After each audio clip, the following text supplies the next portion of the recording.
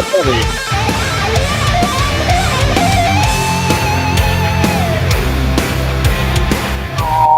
what is going on, everybody? Wait a minute. What happened to all my friends? There they are. What's good, everybody? How we doing? What's good? What up? What up? As you can see, I have two of the most awesome people on the internet and me. Wait a minute. Shit. What's going on, everybody? Hello to the side chat. Good evening. Good evening. Hopefully, some of you came over from the screening of the documentary. And if you have questions, let me know. Please. Questions, comments, concerns. I know these two awesome folks were there. What did you guys think? I thought it was a great show. Yeah, very well done. Well, thank you. Oh, JL, don't look now, but you're about to be stabbed.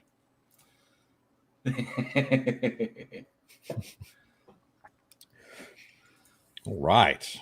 That was good. All right, cool. Yeah. I really liked it. I thought it was well put together, conveyed the message good. You know, like it was a solid message. There was no straying from the message or anything. A lot of like side branches to pull from that you could use to help, enforce the message, which I thought was a great thing. And yeah, I hope it does well at the film festival. Well, thank you.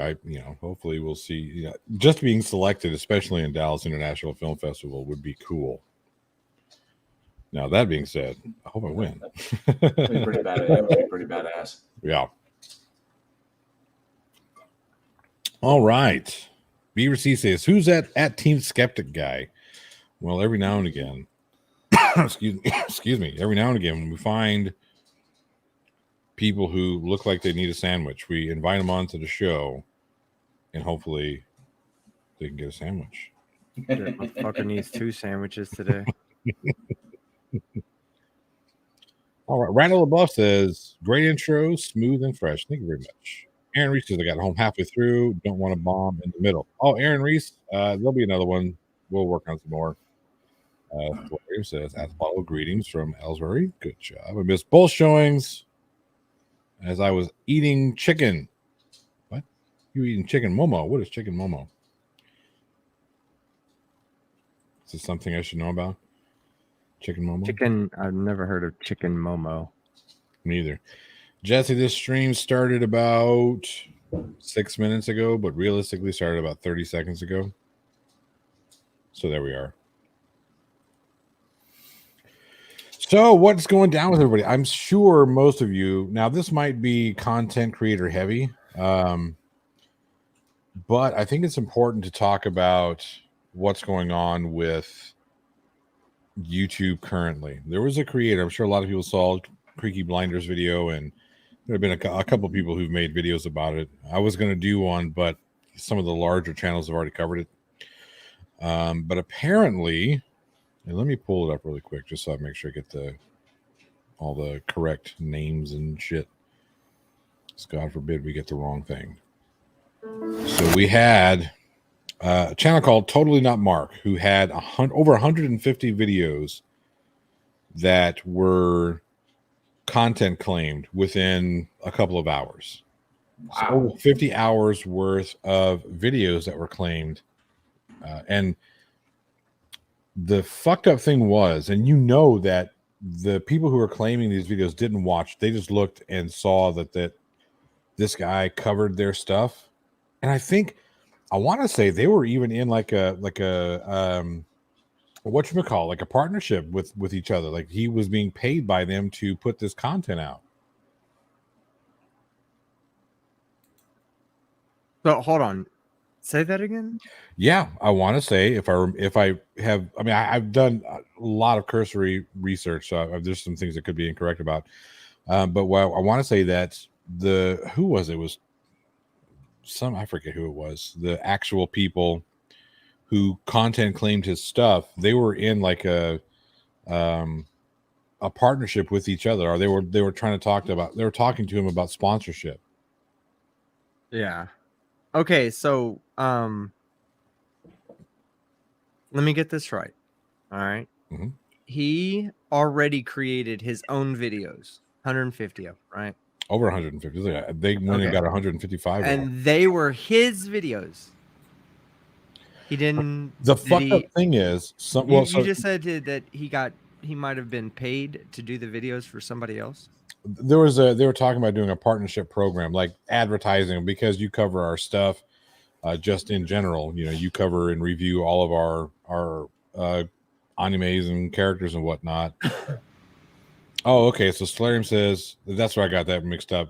Says no, he was paid to help promote a music event on behalf of Toei Entertainment. So that's kind of fucked up, right? They're paying him to help promote something because a lot of the stuff that he covers is Toei Entertainment's characters and their property, right? So he does breakdown reviews of certain anime shows, video games.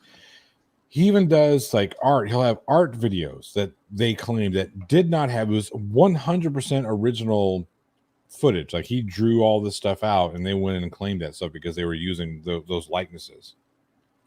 Okay, so I'm seeing, I jumped over to his channel. So I'm looking at his channel now. And so what he's currently got up there is he's got stuff from Dragon Ball. He's got stuff from Naruto. He's got some from Berserk, from Hunter x Hunter, Attack on Titan, JoJo's Bizarre Adventure, One Piece, which I'm really familiar with because I do voice work for One Piece. Okay, so it looks like the stuff that is managed, I guess, like, okay, so this is the animation company that went after him? Yeah, the Toei Animations. Okay, but not all of it, because this is interesting because all of this part of the stuff, I'm not sure about all of it, but a lot of the stuff here is Funimation deals with. So like One Piece, DBZ, and a number of these other ones, Attack on Titan, and a few other ones. I'm not defending the anime companies here because a lot of them are real pieces of shit when it comes to this, but they are very, very strict on their IP. Okay. So let's say you go to Teespring or somewhere that it makes it allows you to make printable t-shirts, right? You can't necessarily just go put a Dragon Ball on a t-shirt. No, because it recognizes it. Right. So that would be a clear violation, of trademark infringement. However, I don't know if that's trademark because of the trademark. Is it trademark? It depends. Okay. It depends if they're using the, like if they use a Dragon Ball Z logo, that is a trademark. Now, if they're using a character from Dragon Ball, that could be copyright infringement or intellectual property theft. Okay. It just depends. So a lot of them do have an argument in that though, because a lot of people, even if they do fan art, the fan art itself can serve as a replacement to the original art if it's done too well, basically. So it would trigger like, and this has happened before. That I'm not saying they're right. I'm not 100%. You guys don't. I was like, Team Skeptics is pro big. No, fuck that. Fuck those people. But you're big anime. Pro big anime, exactly. But they do it a lot. Like Nintendo does this a lot. Like all the Japanese video game. Well, so Anthony Vasquez and a couple other people have brought up a really good point. Japan they don't have in their copyright systems, in their copyright laws, they don't have a fair use clause. Yeah. No, that's what I'm saying. Like these companies, they're not in the right, but I don't think that morally and ethically, I think they're fucking empty wells. Anybody who sees anybody popping in with that VOT.FYI mods, get rid of them. Wait, hang on a sec. So I'm understanding this. So from what I tell, I mean, the guy's got a pretty solid channel, 664K subscribers.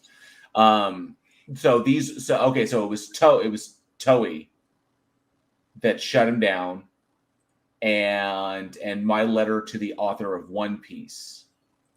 So Toei, my response to Toei Animation and YouTube. So Toei apparently got a bug up their ass and copyright struck a bunch of it. So he lost 150 videos and they're just gone. Like no, so they're not. What they did is they claimed it. They claimed the content. The fucked up thing is some of these are 2, 3, even 4 years old. So they went back to his entire catalog and just looked for things that could be their intellectual property. But his videos are transformative. So under the way that YouTube applies, well, YouTube is supposed to apply the rules. He's well within his rights to make transformative material. Now in Japan, YouTube Japan, these guys they can go in there and say no, we're blocking it in Japan, and whatever. I mean, or they said we're going to claim the Japanese whatever because they can do that. Yeah, and if the company has a business license in Japan, then I'm sure they can be held to the copyright standards and laws of that country, even if the infringement occurred in another country with one of their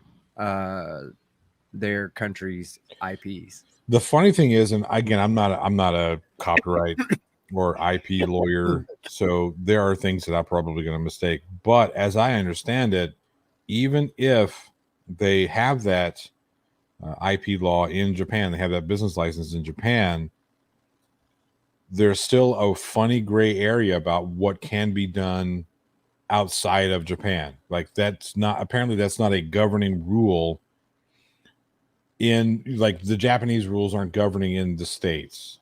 Not always. Like I said on that, I really don't know. The only thing I know that is that of all the companies out there, the Japanese are the strictest on that. Oh yeah, like the Japanese companies are the strictest. Wait, okay, so this happened 3 months ago. Nintendo is the ideal case situation of how a Japanese company that does like the iconic video games or the animes or any of the mangas or anything like that, they will like go look at the grip Nintendo has on not just the content creators, but tournaments that are thrown in with anything that a Nintendo game. Nintendo will shut that shit down if it's not done to their liking. This recently happened where, due to COVID restrictions, I believe they were trying to use what are they called, ROMs. They were trying to use a ROM way of doing things so people could come in from like from an outside source, so they didn't have to be there at the tournament. Nintendo said, that's fucking copyright. We're gonna take that from you right now. Nintendo, and they could not do it. They're super hardcore about protecting their IP. It's why they shut down the Legend of Zelda Netflix. There was the proposed series because Castlevania was so good. Castlevania on Netflix did so well. There was the idea that they were going to do a Legend of Zelda one as well. And when that broke, like everything was going full. Netflix was like, everything's going full steam ahead. We're looking good. And then all of a sudden, news broke. It got leaked. And so it hit the internet, and everybody was like, "Yes!" And then Nintendo, for some reason, freaked, and they pulled stakes. Like, nope, it's not. It's not doing it. And it's just weird because they're like that. And when I was working for GameStop, we'd be really, really careful because when there were, I like to do tournaments on release days. So like when the new Smash Brothers released for the Wii. Or even for whatever, because I like to do Smash Brothers tournament, and then the winner of the Smash Brothers tournament, I would actually pay for their pre-ordered copy of the game, and we had to be really, really careful because Nintendo reps would come around on those days and be like, "Hey," and just stick their noses. So we had to wait for the Nintendo rep to leave, and then we would just hold a tournament for everybody. And so dude, they're wild like that, which is why it's weird because John Oliver. On Last Week Tonight, actually did an episode on where he was attacking Amazon and business practices, not getting bathroom breaks and stuff. And he equated it to, and he said video game characters should be the same way. And he used images of Mario and a Goomba as part of the gag, as part of the visual gag. And Nintendo didn't say anything, which is odd. It is fairly odd, but I think that's one battle that Nintendo doesn't want to get involved in, because here's the thing, and this is the reason why Toei, Nintendo, Disney, and whatnot can get away with this, right? They have the resources and the manpower to shut that shit down. Yeah. Okay. Now, there's a lot of people that don't know that don't know the content copyright system in YouTube, and it is extremely heavy towards specifically companies like Disney. That's the reason why we have it's this. It's a resource battle. It really is a resource battle. And they're unlimited resources. Right. I got to say that the only reason why we have a copyright system, or the copyright system that we have is because YouTube was approached by, I think it was Disney or ABC, and they said, hey, how come you're allowing still technically Disney? Well, still technically Disney. How come you're allowing our stuff on your site? That's copyright infringement. We're going to sue you because you don't have any way for us to figure this out to stop that from happening. So YouTube said, I tell you what we're going to do is we're going to create the content system. All you have to do is claim it as yours, and it's good. And there are people that take advantage of that. I'm going through it right now. Yeah, right. I have one of my best videos I've ever put out, copyright claimed. Who I did won't you get any money for that. Because that's storyful management bullshit. Storyful manage. And see, the thing is, that stupid rip-off channel that rips off other people's shit. Yes, okay, and that's the thing. Yeah, that's I'm fighting the thing. it too. I'm fighting it. So you should fight it. You will win that one, even if they take you to court. You will win that one. Oh, I know I will. But here's the thing. Okay, so here's the thing. This is why, like, they're scumbags, right? These guys are scumbags, and let me tell you why they're scumbags. Because here's what they do. They go and they scour Reddit, and they scour all the different YouTube and Facebook, and they look for just the cringy videos they know people are going to cover. They upload them to their channel, and they turn off Creative Commons. They turn on Creative Commons. No, turning on Creative Commons means anybody can use with attribution. If we don't attribute the channel, then they can go claim it. Oh, I had no idea that it was with attribution. I thought my shit, anybody in the world can go do whatever they want with my video. I'm okay with that. The only thing I'm not okay with is if that channel gets bigger than me on my shit, I want my money. I want my due for my work. Yeah. But literally, if there's people that have taken my video and gone and edited out all the cuss words and reposted it so children and other people could see it, and I had no problem with that, right? But here's what they go and they do that. They put on the automatic content ID claim. So then anytime someone uses a significant portion of that video, more than 8 seconds of that video, of any segment of that video, is going to automatically claim it. Yep. Now you, as a content creator, 90% of the content creators don't even know they can challenge that.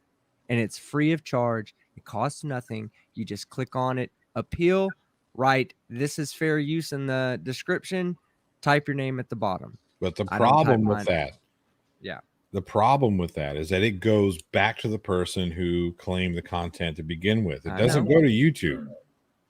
No, it goes to YouTube. It goes to YouTube first. It has to go through YouTube. It's not going to be YouTube. All YouTube does is forward that on. I understand that. But it's YouTube's acting as an intermediary right, between you two people without getting involved. Now they will get involved if it's egregious. They'll get involved. It's happened to me before where they said so-and-so tried to claim your video, but it's obvious this is fair use.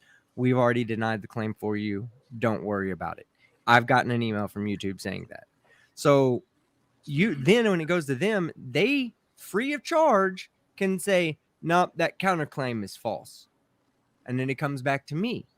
And then I have to say, nope, their counterclaim is false. You file an appeal. Yeah.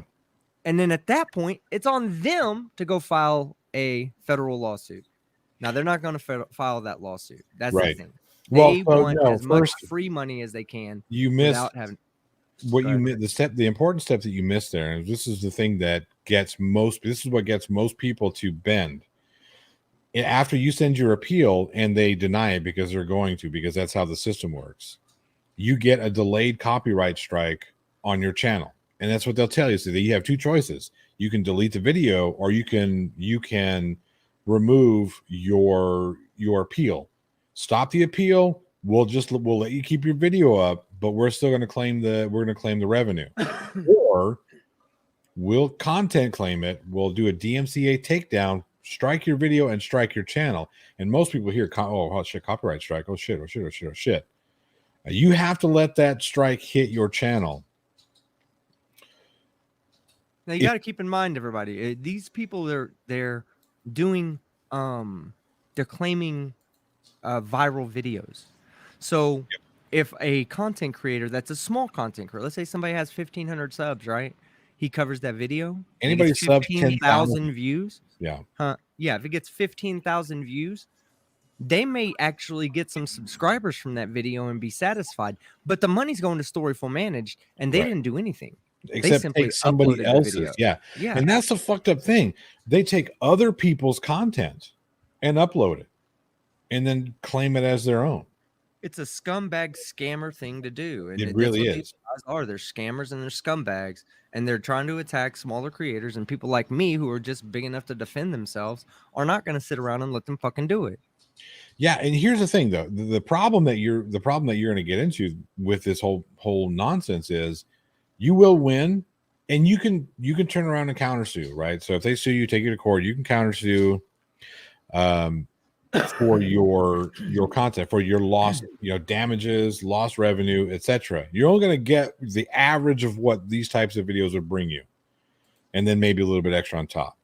But yeah, but they have to. But hold on, there's no loss in that at all. There's zero loss, because if this goes to so there court, is loss for you. No, you can. No, here's the thing, and you have stats that prove that what I'm about to say is accurate for your channel and everybody's channel. The majority of the money that you make and the majority of the exposure you get happens within the first 2 weeks of a video coming out. Yeah, but they hold that ad revenue in not when your content claimed. Yes, they do. No. Hold on. You're right. Not if they're content claim, but if you if they strike you, that's what I mean. If you appeal it, it doesn't matter. At every point along the way, once you make the appeal until it's finalized, that ad revenue is held by YouTube. I've had a video that my video with Daniel Pratt, the revenue was held for over 8 weeks. I think it was like 12 or 14 weeks. It was almost 5 months. They held that revenue. Listen for a second.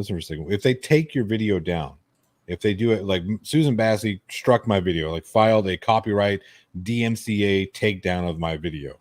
Right. That video was removed from YouTube. There was no ad revenue, no traffic, no views. Oh yeah, I was talking about my video. Yes, you're right. Yeah, your somebody video. Yeah, strikes your video, right? That's content ID claim. It doesn't matter. The ad revenue still comes in, and it goes once you get your once you begin the process of appealing. It puts the ad revenue aside and waits for the appeal process to go finalize. Then it adds that to your ad revenue bank. Exactly.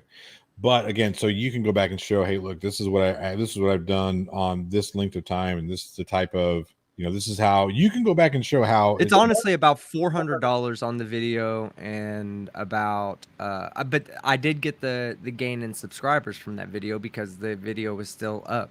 That's why I waited as long as I did to file the appeal, because I know that they have the option at that point of just having me take the video down, and I didn't want them to take it down prior to it running its course, doing its thing, right? Yeah, but now that it's run its course, now I'm getting the copyright appeal process done. It's already gone through everything except for the final appeal, and now I have to do the final appeal, which I'll probably do that like tonight. Well, that's good, but that's the thing. That's where people get discouraged, is when they finally get, because they're going to come back. Storyful Managed will come back almost immediately and deny that, and then tell you they're filing a delayed DMCA takedown. You're going to have to let them take it down, strike your channel, and deal with those repercussions.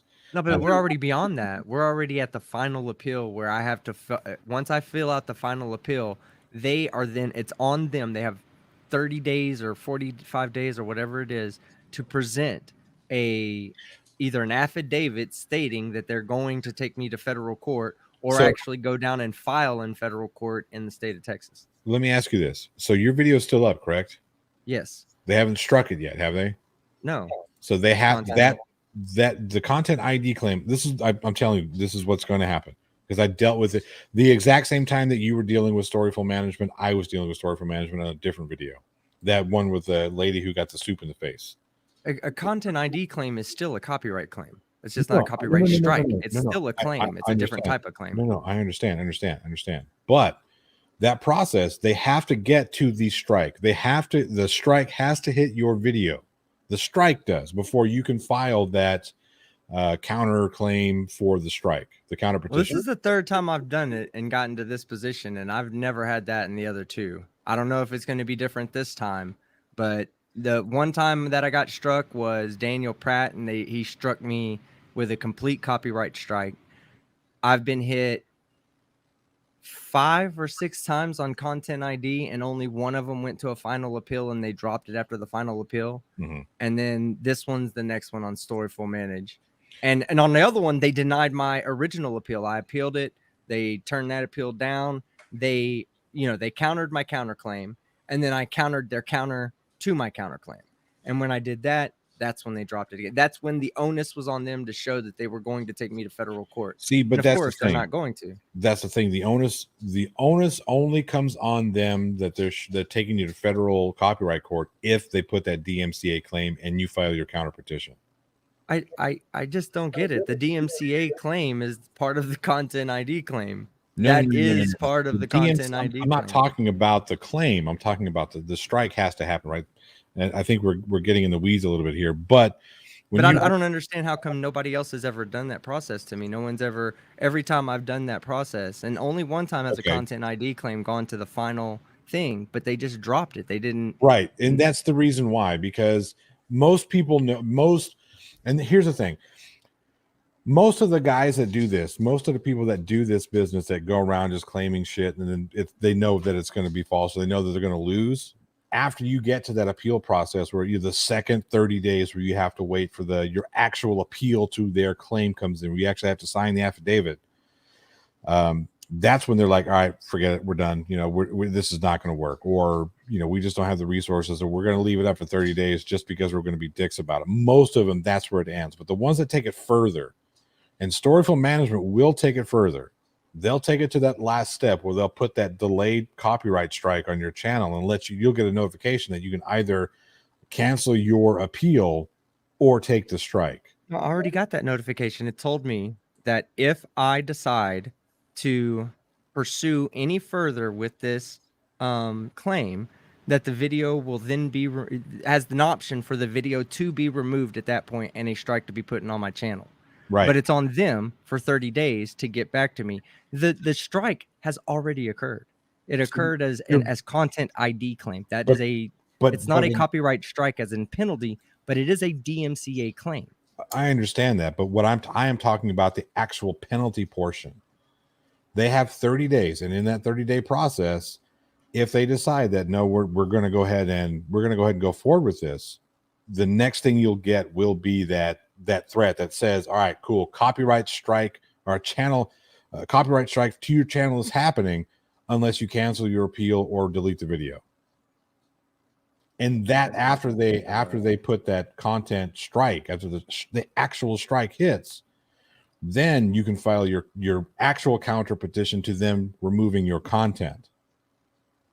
And that's when they have to produce within 14 business days. They have to produce that they are taking you to court.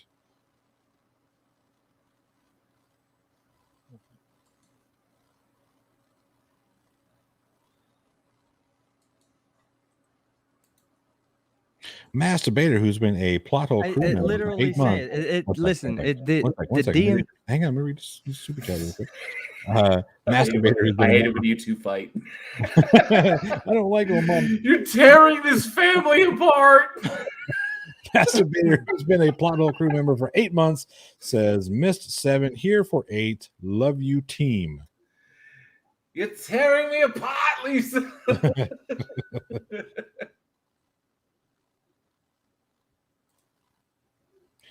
How can a viewer tell YouTube a policy stinks? There's a feedback thing that nobody looks at. I don't think they look at it anyways, but you can fill it out, send it. Hey, I don't like this. I'm typing my message right now. The only time it ever seemed like I got any kind of like a wiggle of any kind of response, like, is the body alive, and it just kind of twitched for a second, was I sent a tweet, or I tweeted and I tagged every higher up in YouTube that I could think of.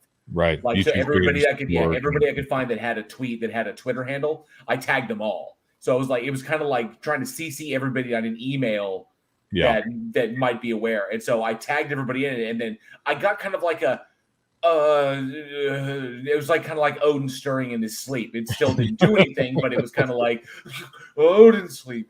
Yeah. So that was pretty much it. Okay, so I'm at the appeal process. I'm just gonna do this while I'm we're gonna crowdsource my Sure. answers. Okay.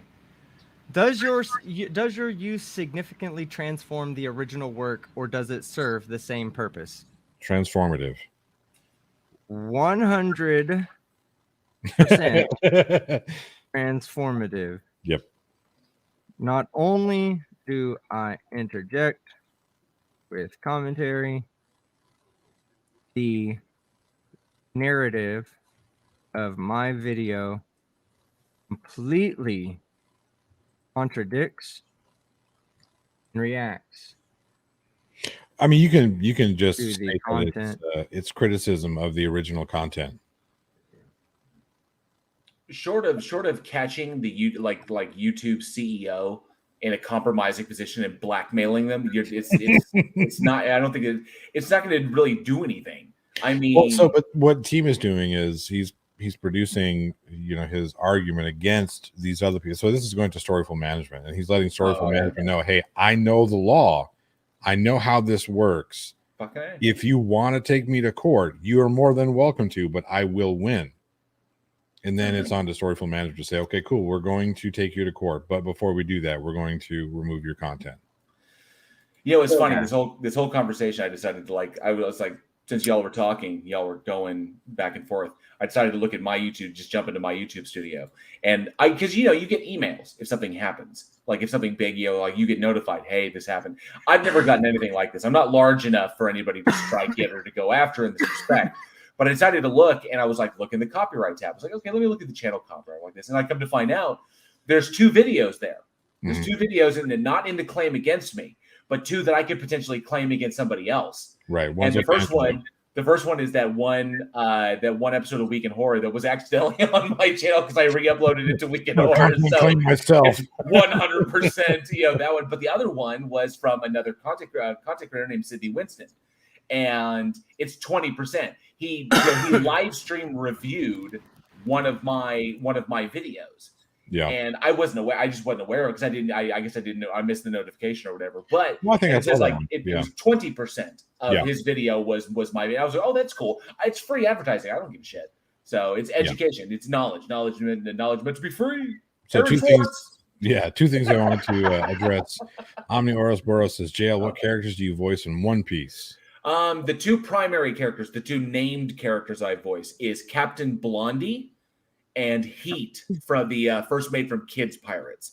So Heat and Captain Blondie are the 2 characters 2 named characters I voice, but I have done so much Walla and additional voices across the board for One Piece. It's ridiculous. Oh, and I was also the voice of Times in the One Piece Gold movie.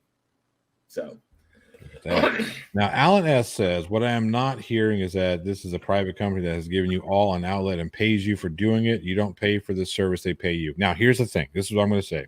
YouTube would not exist without content creators, period. Truth. They rely on us just as much as we rely on them. Yes, they take the lion's share when it comes to hosting. Well, they take the entire share when it comes to hosting, the cost of actually hosting the videos, putting the videos out there, etc. But they also take the lion's share of our ad revenue. Well, not the lion's share, but they take a pretty good portion of our ad revenue. Now, this is a company that made $15.15 billion in 2019 on ad revenue. $15.15 billion with a B. 2020, with the pandemic, saw that number skyrocket. I think it was like 22 or 23 billion dollars. Like, I hate to see what 2021 is. So no, it's not that they pay us and we don't pay anything. Not to mention, doing this stuff costs money, like electricity and resources and whatnot. And I'm not complaining. It is what it is. Right? Internet equipment. Right. There is a sunk cost. There is a cost for what we do, right? And I get it. Some people are like, oh no, this is bullshit, whatever, blah, blah, blah, blah, blah, blah. But that's cool. Well, that's because their parents pay for their internet. No, I'm fucking right. Yeah. No, but in all honesty, we do incur costs when it comes to this. So we do pay to put some of this up. Now, again, YouTube has the lion's share when it comes to this, but they're making tons of money on our content.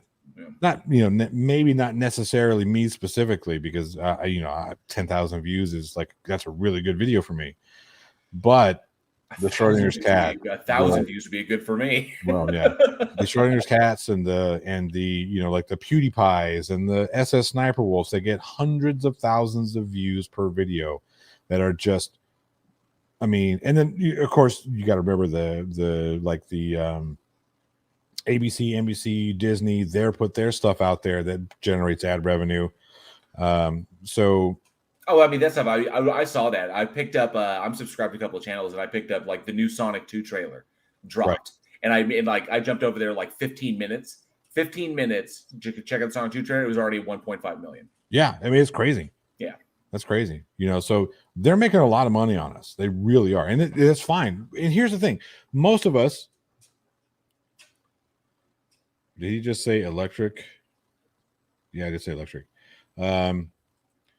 And then 300 hours of videos uploaded every minute or so. Yeah, it's a lot. But most of us, I didn't even remember what the fuck I was gonna say. I'm fucking look, Creaky Blinder, stop rubbing off on me, okay? I mean, no, start rubbing off. Wait, shit, that sounds bad. Yes, Anthony, we all missed you. Most of us don't have a problem playing within the rules. We just want those rules equally enforced. We want equitability. Right. We want again, this is a partnership program. It's called the YouTube Partnership Program. Treat us like the partner that you say you are. All right. Hey, so let me read off the answers to my questions. Y'all make sure that I'm not being too fucked up. All right. Let's see. Does your use significantly transform the original work, or does it have the same purpose? 100% transformative. Not only do I interject with commentary, the narrative of my video completely contradicts and reacts to the content in his. What is the nature of the copyrighted work? The copyrighted work covers Lenka Coloma's coverage of an anti-mass rally in California. I was contradicting the claims being made by Lenka Coloma and her friends in the video. How much of the original content is used? A fairly significant amount, approximately 70% or more. However, every bit of that I used was used for commentary and criticism. Is your video a substitute for the original content? No.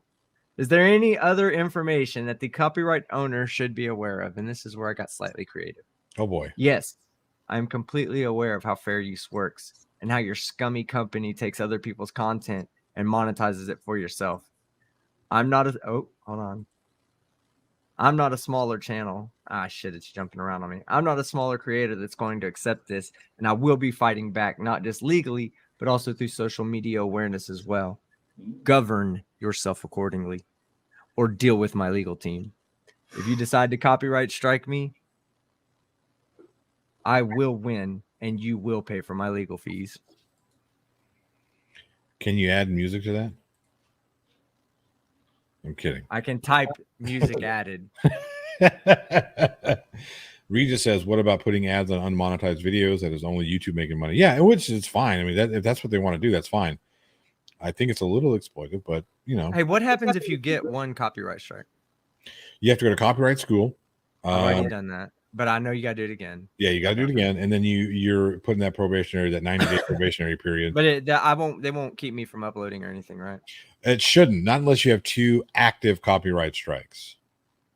All right, I'm signing this bitch off. If I get hit, whatever, I'm gonna be fucking pissed, dude. If you get hit, all you have to do is what they will do, what Storyful management will do, and it'll probably happen while we're on the stream. What they'll do is they'll say, "Look, it's a delayed takedown request, or cancel your appeal." And then I think it's like 7 days. In 7 days, this will be struck, and you'll receive a copyright strike. No, that was part of that's part of the appeal process. That's the last part of the appeal. Yeah, that's where I'm at right now. I mean, but that's not by them. That's done by YouTube, I think. All they have to do is decline the appeal, and then the strike goes up. But then they have the 30 days to show that they're actually going to take you to court. It's actually and if like they 14 don't, days. it comes off. 14 days. 14 business days, yeah. And hold YouTube to that, right? Because that's how I had to get my last one undone. Yeah. Because they told me 30 days, and it's like 6 months later, and I'm like, fuck, man. Why are you guys not putting this video back up? Next day, back up. Right. Yeah. So again, it's in the state of Texas. Well, yeah, Texas, they have 14 business days, so just over 2 It weeks. says appeal expires in 29 days. So you're still in that last process before they actually put the strike on, where they remove your content. That's like they have the choice of. See, they can content ID claim because content ID, a copyright strike physically removes the video. Nobody benefits from a copyright strike. Right. They don't want to do that because they don't make money that way. The way they're making money is through content ID claims so that the videos still stay up. They're just hoping that nobody says anything, which nobody does ever say anything. That's it's very rare people to fight back. Yeah. Right. And that's why they just continuously do this. And the 50 or 60% of the people that do fight back, they just say, okay, whatever. And then the 30 to 40% that don't, they make fucking probably a couple $1,000s a month, if not tens of thousands of dollars. It depends on the video, you know? Yeah. So it's the thing you got to think about. Those story field management videos, the ones they're grabbing are viral. They're already viral videos that are going to get views. Now, even if it's like, whatever, blah blah blah blah, it's going to be 10 here or 20 there. They all that stuff adds up across however many channels. So like I think that video with I think I got like 8,000 to 10,000 views on my channel, but it got hundreds of thousands of views somewhere else, and 8 to 10 somewhere else, and then 1 million over here. And if they're content claiming all that stuff, they're making money for doing nothing other than taking somebody else's material, telling them supposedly what they do is they say, well, no, we're going to manage your content for you. We'll pay you to monetize it. No, that's not what you're doing. You're just monetizing it, and then you're sending whatever. That when you were talking about the Toei animation, that was the first original questions I was going to get to, because that happens a lot in music. Yep. Like let's say you're an artist. Let's say you're Rick Beato is Eminem. Let's say you're who Rick Beato. Did he not own his masters or something? Well, no. What he does, he's got a series on YouTube called "What Makes That Song Great," and he breaks down other people's music. You're going back to fair use. I'm talking about just the like from the thing that we were talking about from a Toei animation, right? Because when it comes to music, like let's say I go and sign a record deal with somebody and they pay for all my recording, they pay for all my mixing, my mastering, my pressing, my publishing, everything, right? I will almost certainly, unless I'm super, super popular or have a great fucking agent, I'm not going to own the masters to that music. They paid for everything. Now, the times when you do own the masters is when you're so popular that paying for everything is still going to get you a return, even if you don't own the masters. If you just get points on the album, you'll still get enough of a return to make it worth your while. You're never going to find an up-and-coming artist to get that kind of deal. Never. So an up-and-coming artist will always, if he signs a deal, if it's more than just a distribution deal, if he signs a deal that's like an actual production deal, he won't own his masters. So let's say the song blows up, right? And he's a one-hit wonder. He's not putting out anything else that's any good. Yeah. One-hit wonder. So he goes to YouTube and tries to start a YouTube channel, and he uploads his popular song that everybody loves. Mm-hmm. Well, he's just committed copyright infringement on himself, because he does not own the masters. Masters are owned by the production company, and simply by you posting it, you are in violation of copyright, even though your name is on it. It'd be like Keanu Reeves reposting The Matrix onto his channel because he was an actor in The Matrix. No, you can't do that. You don't own The Matrix, Yeah. So that's where I thought maybe earlier, before everybody was explaining the Toei animation stuff, I had started to talk about that. And I just wanted to make sure that it wasn't that situation where you said they paid him for a promotion. Well, if they paid him to do a promotion and he did something using their characters and then posted it to his channel, then there could be an argument for copyright violation there. If they commissioned him to do something and they took the ownership away from him through his commission contract, then he doesn't have the right to repost it. But from what y'all were saying, it doesn't sound like that's the actual case here. It sounds like there's something else that's going on there. Yeah, what happened was it's more Toei they are exploiting the content claim process. They're exploiting. It's I won't say it's an exploitation. I think it is an exploitation simply because what this guy does is he takes and reviews shows. It's not like I'm just going to put the show up there and then that's it. No, he'll have this anime show and he'll break it down, talk about character developments and history and this, that, and the other. It is extremely transformative. It adds a complete an air of criticism. I forget what the other ones are, but it hits everything that. What's their motivation behind it, you think? Do you think it's just an overprotection of intellectual property? It's an overprotection of intellectual property. And it's the fact that this guy is making. So they're not doing it just to hurt him. They're doing it to protect their property, and it's hurting him in the process. They're still scummy and shitty for doing it, but right. I'm trying to understand their motive for doing this. You know, why would they choose to do this to somebody that's promoting their stuff? And Japanese companies can be overprotective of their IP. Yeah, I don't know. I don't know why they're. Well, I can assume that it's because this guy gets. I mean, he's got a fairly large channel. I mean, it's not. And here's the fucked up thing: it's not just one guy. He's got a team of people that work for him. So this is a small business that's being affected by some scummy use of the TOS and whatnot. Yeah.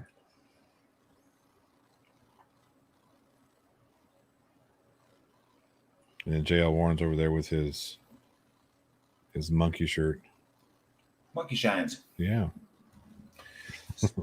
No, I apologize. I was while you're going about this, Angela made Texas toast, and I wasn't going to miss out on that for a second. And then I came back, and no, I recently engaged I don't know if to my benefit or detriment, engaged on an evidence for creation Facebook group. And they don't like me very much over there. Tell them they're pretty good at sticking their fingers in their ears and closing their eyes and going la la la la. Just do it while you type. Yeah, it's ridiculous. I mean, you got everything from misrepresentation of Supreme Court cases to misrepresentation of science to outright lying about what people have said. The conclusions people have come to, and I'm in there, and so it'll pop up my feed. I'll be like, nope, that's wrong, and explain why it's wrong, and drop this, and here's the evidence of this, and here's the DOI to back this up, and your little like hand spun article that was pulled off of creation.org, right, is not going to beat this DOI out of Cambridge that has 9 PhDs attached to it. So that was funny. Like, oh, what are you doing? Have you guys noticed? And we'll shift away from this a little bit because some people they don't like the seriousness of this conversation. But have you guys noticed about 10, 15 years ago, when doing research, like when online research started really becoming a thing, the rule of thumb when it came to what was a good source and what was not a good source was, did it have a .com, a .cc, or a .org behind it? If it had a .org behind it, it was probably a good source, something that was actual, evidence, something that you could use. Whereas a .com or a .cc or a .net, that's going to be kind of shady or kind of shaky. Well, now these people, like JL's talking about, they've gotten smart about this, and they're starting to use .orgs to fake legitimacy to their bullshit research. Yep. Smart, they are smart.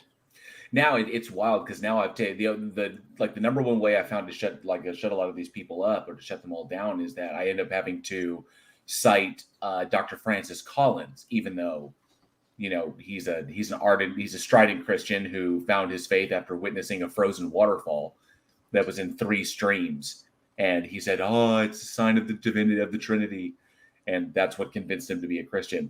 But he also rejects ID, intelligent design, and young Earth creationism because they're just ludicrous. If you look at the evidence, so he's one of the few intellectually. Christopher Hitchens even liked Francis Collins. He was like, "This dude is seriously intellectually honest," about many things. And so Hitchens actually liked him.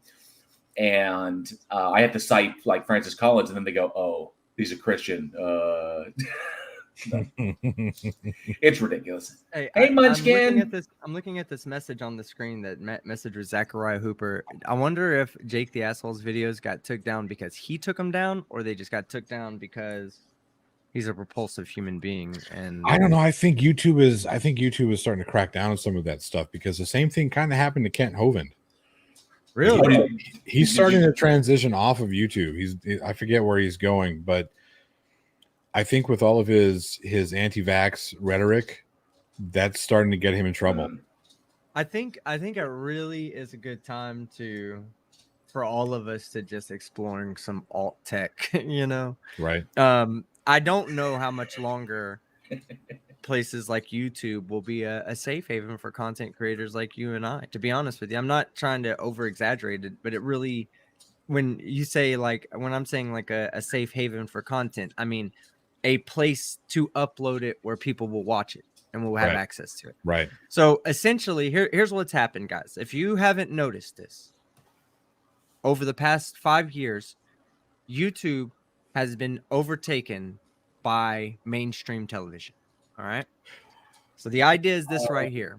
Yeah, I would say 5 to maybe even longer. Maybe the past 8 years. Well, 5 years ago is when it really, like, when That's they really when, like, noticed Jake that Paul the and all that ad, bullshit. Yeah. yeah, when what they did is YouTube changed a lot of its policies so that, okay, every channel has something called a P score, right? Right. You know. Okay, yeah, you're good with that.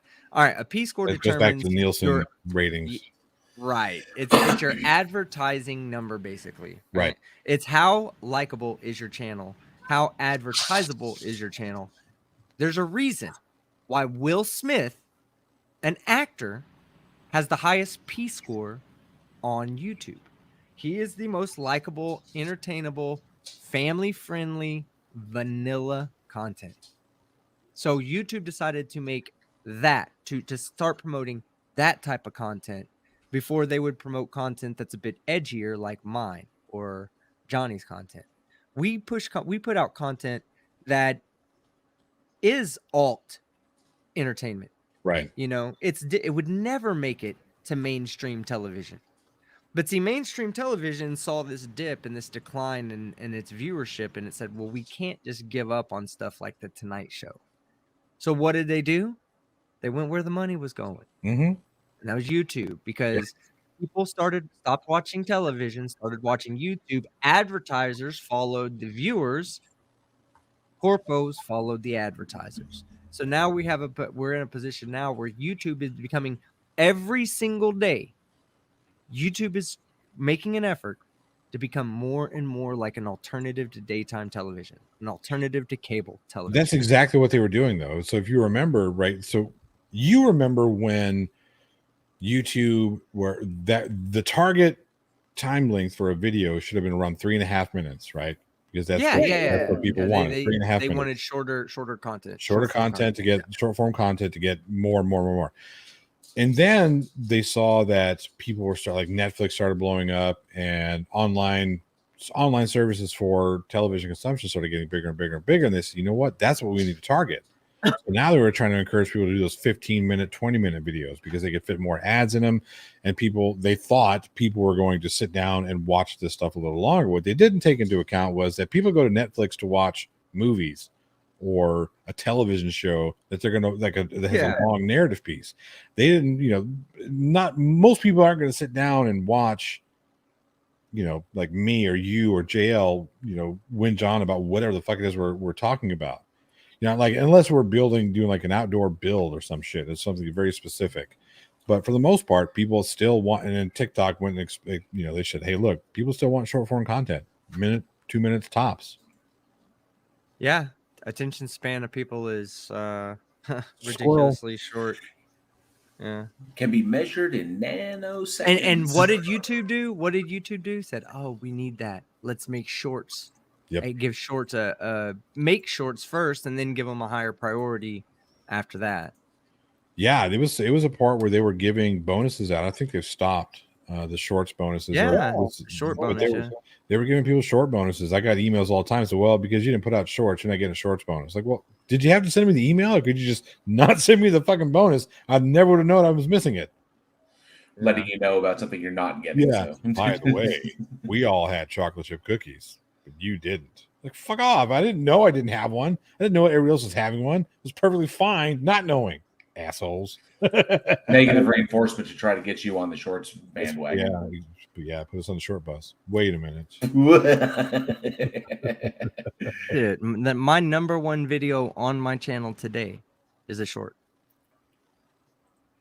Yeah, I think Irish Demon has like he had a Metallica. That lady was talking about the metallic shirt, but I'm always seeing this metallic, and it says metallic on there. I think he had something like 100,000 views, and it's in 10 seconds. Cindy Sue for $2 to show me them beard beads. Wait a minute. My number two video is a short. Yeah. Oh, is it? Yeah. But that's what's gonna change. One of the things that's changing about my channel in January. Literally every day I watch 50 to 60 videos that I just can't use. Some of them are really funny, some of them are boring, some of them are repulsive. But I come across about 2 or 3 gems a day that are just a minute and a half to 2 minutes long. Yep. That I could cut out certain portions of it and make it even better than it already is, and make it within 60 seconds posted as a short. That's what I did with that 1 minute debunk, which people seem to really dig. People dug that, just like find something small like that, because typically I'll find like there's one video my next content video I'm working on is actually only like a 4-minute video. It's actually like 3.5 minutes long, and dissecting it, pulling it apart, I turned it into like an almost 20-minute video. I have balls in my face. Look at Jay. I was like, wait, how do I get in that? How do I get in that one? What just Yeah, I was like, did somebody say balls? Did somebody say balls? Did you say balls and face? Do you think about Lance dangling his dice on your forehead? Oh, geez. So, team, Man, go ahead. Go ahead. No, you go ahead. What? I was gonna say you've been awfully quiet since this last video, like 4 years ago. What's going on? I just been living life, dealing with life. Talk about it. No, that's fair. That's fair. I just we figured you were just coasting. It's like fucking good, man. Just I don't know. I'm dealing with a lot of life stresses and YouTube. Like I was talking about it a little bit in your chat, and after you left a little bit, just talking about how like sometimes these stresses of YouTube, they like what you're talking about, right? The shorts. Yeah. They just don't tell us, right? They just casually start saying, okay, shorts are worth more now. Yeah. Shorts are going to have a higher impact on your channel. They don't tell us. They just do it. It just happens. And we're expected to know it. Like we have to wait for somebody to accidentally figure this out and it to become a thing in the community as people talk about it, and it randomly gets passed around from community to community and then spread within the community until we all start going, oh, okay, so this is why my channel stopped growing. Oh, okay. And then, with me having to deal with the copyright strikes and my last video, Johnny, right? I put it up for 2 full days. Yellow. Unlisted. Oh, yeah. I'm dealing with that right now. And I had 2 views on it within the first hour. And then 2 days later, it had 2 views on it as well. Under review. Watch the goddamn video and make a decision so I can put the fucker out, then I put it out. I've got mine, the one that I'm waiting on. I've got 11 views over the past 2 days. Wow, that's crazy. It's wild that y'all are getting hit like this, but maybe it's just because I'm too small. Because I'll put up every single video I've put up, whether I'm calling somebody out or like because almost every video, every created content I make, I'm directly calling out another person. It's the metadata in the source material. But anyway, go ahead, team. I was just gonna say it's just that it's fucked up, man. Like I went a day and a half after I post the video when they say, your video gets promoted up, pushed up the ladder once you hit 1,000 views, but YouTube's demonetizing so many larger creators. There's a lot of times they'll demonetize a larger creator just so they can put ads in. He don't make money on it. Yeah, that's they They've done that to what- several large creators, just Yeah. demonetize the whole channel, and the channel still receives ads. And that's where I didn't like. I mean, I get it. YouTube's got to make money and all that stuff, but that's where they're being a little bit too greedy. Because again, before they started that practice, they're making billions of dollars in ad revenue. They're not hurting for cash. They really aren't. And then they said, well, now we can do this and make more money. I'm like, come on, man.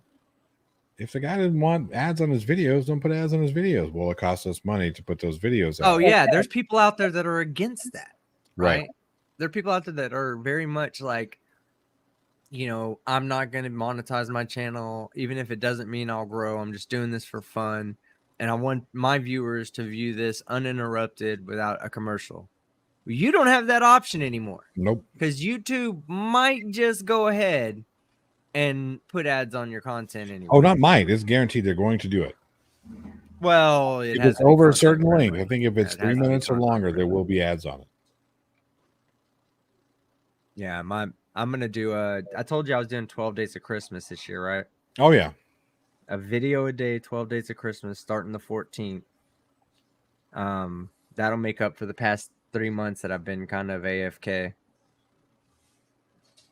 Just life's been kind of hard, everybody. Like shit. I hate talking about it, but god damn it, it's just been fucking Yeah. with me lately. But it's okay to talk about it.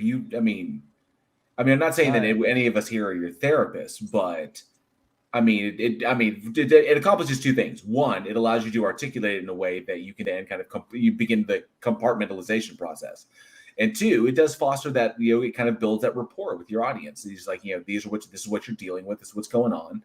And there's kind of a therapeutic notion to it. But your people, the people that have built your channel, they help to build your channel.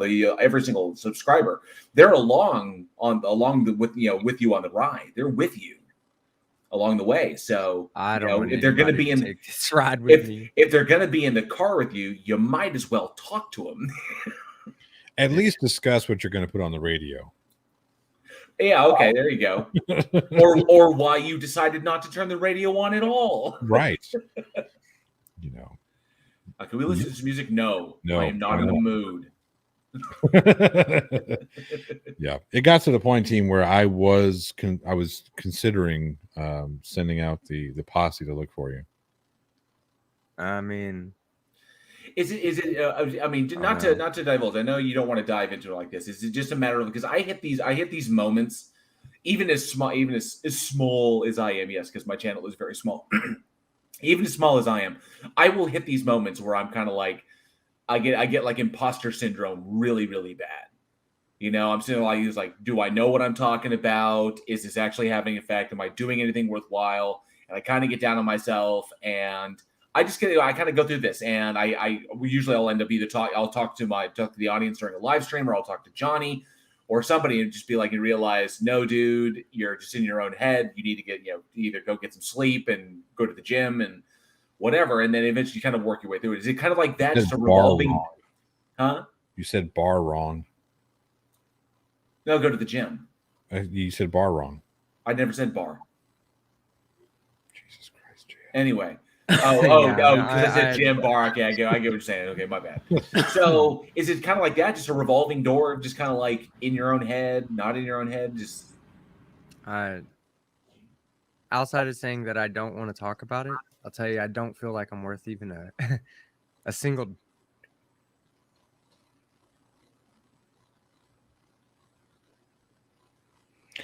Well, nothing. Yeah, I won't press. We won't press on you. We'll see. We'll do what we do. We'll do what we do to have some fun. Just know that I know where you live, and I can find you at a moment's notice. Well, it sounds like we're on the verge of a breakthrough. So you get my bill in the mail. It was Jim's bar. Oh, Jim's bar. Yes, Jim's bar. Oh, that's right. So yeah, I mean, like I said, this shit gets kind of tough on people, and we understand. We know. It's all good, man. But again, talk about it. Yeah, we're not going to talk about it anymore. We're not going to talk about it. We're going to talk about fun things. We're going to talk about how JL went cow tipping in the snow the other day.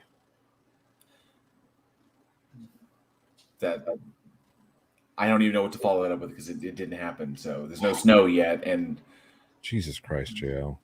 I don't even know where to improv off of that. What the fuck do you want from me? I thought you were like this learned, well-learned, Juilliard trained actor, and here we are. I throw you a fucking easy scenario, and you're like, yeah, no, that wouldn't be.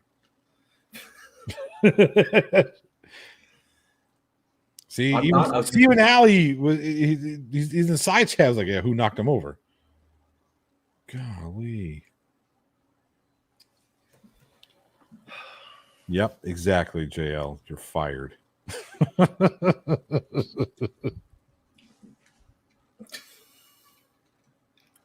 Nothing. You're just fired. nothing. You're like, no. It's suddenly you said that, and I was suddenly thinking of like I've been watching a bunch of like old Spider-Man clips recently, so it just J. Jonah Jameson popped into my head.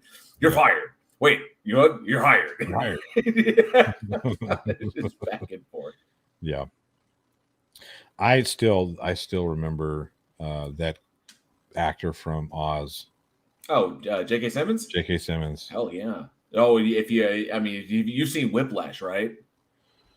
I want to say I have seen Whiplash. He plays the conductor, like the hardcore, no non like in your face conductor. The relationship between him and a drum player. I'm gonna have to go back and look at this because I know I've seen it. He was wow, just like next level. Yeah, I don't think he's ever done anything quite to that level before. He's like a different area of characterization. Like he doesn't play roles like that. Even in Oz, it was different. And this one, it was just like insane. I mean, it was just crazy good. It was so fucking good. I do actually want to add, so you want to kind of like, focus on something a little bit more interesting. Something that I'm, Cindy Souza, I'm missing too many. Am I tired? Maybe I'm too tired. But I'm really, really curious about, don't worry, Mass Debater. The next 007 may just be a lady, but Idris Elba is going to be Knuckles in Sonic 2, so he doesn't have to worry about anything. Wow. You could be, hey, check it out. Idris Elba. Look, here we go. Check this out. I know you're going to be James Bond, and I know it was going to be epic. But I got you Knuckles. Sean Connery, he's already done that. He's already done that role. Nobody needs to do it after Sean Connery, Idris. But Knuckles. Yeah. Idris Elba voices Knuckles in the next Sonic film. I would love to have seen his face during that conversation with his agent. What's really cool. Murder you with the sword of whatever, the Bifrost sword. What's really, really cool is that the lady who has voiced Tails pretty much throughout all of the entire run of Sonic and all of the animation, all like that, the same lady has voiced, and they brought her back to do the voice of Tails in the feature film. So that's fantastic. I thought that was great. One thing I've run into, and there's two things that are currently going on as far as like, what I'm doing on YouTube. So I've got Bridge the Divide, which I've recently rebranded. I'll be talking more about that on my live stream tomorrow. And then we've got Week in Horror, the podcast that we do, the horror film podcast we do over on that side. So I've got the two channels going on. And then, of course, if you add Digital Darkness, it's a third channel that Alien X Gaming runs under our brand. So that's doing that thing. But I have run into this. There appears to be like this wall that we are trying to break through over on Week in Horror. Mm-hmm. I know this is a total segue off to something completely different, but I feel like we're running into one thing we're running into is that the horror community is very inclusive and very welcoming and very supportive, and everybody's got their own opinions of what is great, but I don't see a ton of divisiveness in the horror community. Everyone's entitled to love what they want to love, to judge how they want to judge, whatever, and we all accept it. It's just one of the coolest creative communities out there. But trying to market to this community is one of the hardest things I have ever done. Seems kind of clicky. It's almost like once you get in as a member of the community, I mean, you take one look at my office and everyone's like, oh yeah, you're totally in. Like you look at this, you're totally in the community, and I was like, okay, that's great. But trying to market to them is so... Sir Little Wolf, you shut your whore mouth. I love you, Sir Little Wolf. Scritches all day long. But you're going in the kennel for that statement. So that's what I seem to do. It's a very, very difficult community to market to. That it almost seems like horror fans want to find it instead of being marketed to. Well, Because so that's the whole culture, right?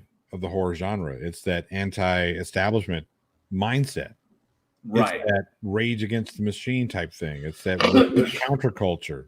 Horror was never mainstream, and that's why you see a lot of mainstream horror films get a lot of backlash and a lot of hate from your hardcore horror fans because they think it goes against what the horror genre should be about. That's why you're going to get a shit ton more B films in the horror genre than you will any other genre. Right. So, yeah, that's what I'm doing. Like the expectation that I need to. I've got the conclusion I've come to. Oh, there's some. Oh, holy shit! Orange all day. Yeah. Some Hardcore. old dude says, "Hi guys, sorry I'm late. After Alien, I will never view a horror film innocently again." Thank you for that $5. This is true. That was the first. That wasn't the first horror film that I watched, but it was definitely the first horror film that we didn't expect that, right? I didn't expect that because my introduction to Alien was Aliens, the exhibit at the Fort Worth Museum back when they had like their horror exhibits, right? So they had all kinds of cool shit. But as you walked in, it was the clip of Ripley fighting the Queen Alien in that loader. And they had this, they had this big Queen Alien looking thing, and then they had Ripley in the loader. It was a static display. They had the little clip playing. It was fucking amazing. We're like, oh, that's so cool. It looks awesome. And we had seen sci-fi stuff before. We'd seen like Battlestar Galactica, and we saw what was that? The Last Starfighter. We saw this type of things. Like, oh, this is kind of cool. We could probably do this shit. So my brother went and rented Alien, not Aliens, Alien, The first one, yeah, the first one. And I was maybe 8 years old, and we sat down and watched this shit. I was like, what the fuck? I'm never sleeping again. I don't want to go to space anymore. Space is scary. Space is scary, Mom. And that's what that's. I think that's one thing I'm going to have. I think what I figured out. I think I figured it out. I could be wrong, but what I think I've come to the conclusion is that the growth of Weekend Horror, which has been fantastic. I mean, hell, we have a successful Patreon. Our shows have a constant stream of live people where the average viewers are going up. This is fantastic. It's growing, and it's growing slowly but surely. But Weekend Horror's brand, the podcast, the digital video, the gaming side, all of it, the live shows, the After Darks, all like that, this will slowly grow. And the pace at which it will grow will be at the fans' pace, not at our pace. This is not something. I think I've realized that this is not something that you could set milestones to. That you could have a 5-year plan and a 10-year plan, but that 5-year plan and 10-year plan will only come to fruition because the fans allow it to. You got to be really good about slipping your shit in to horror fans, and that sounds terrible, right? But you've got to be really creative in how you get that stuff out. I noticed that we saw a little bit of an increase after the Texas Frightmare weekend, and after the movie that we created was screened. And we see that, yeah. And so I think that's where it's going to come down to is the awareness will be, because what I did find out is I've been doing some polls because I'm a member of I think 15 different horror groups, and a couple of them actually kicked me because I'm attached to a podcast, and they didn't want marketing to their members. Right. I wouldn't even market it like, don't watch my podcast. So it'd be like, it'll just be like, I'll mention that I'm on it. I'm on this podcast, and we know we like this, and then people are like, no. It was like there's been some serious pushback. They don't they don't want their members marketed to. It was like, well, holy crap, how are you supposed to get new stuff? Because they want to find it themselves.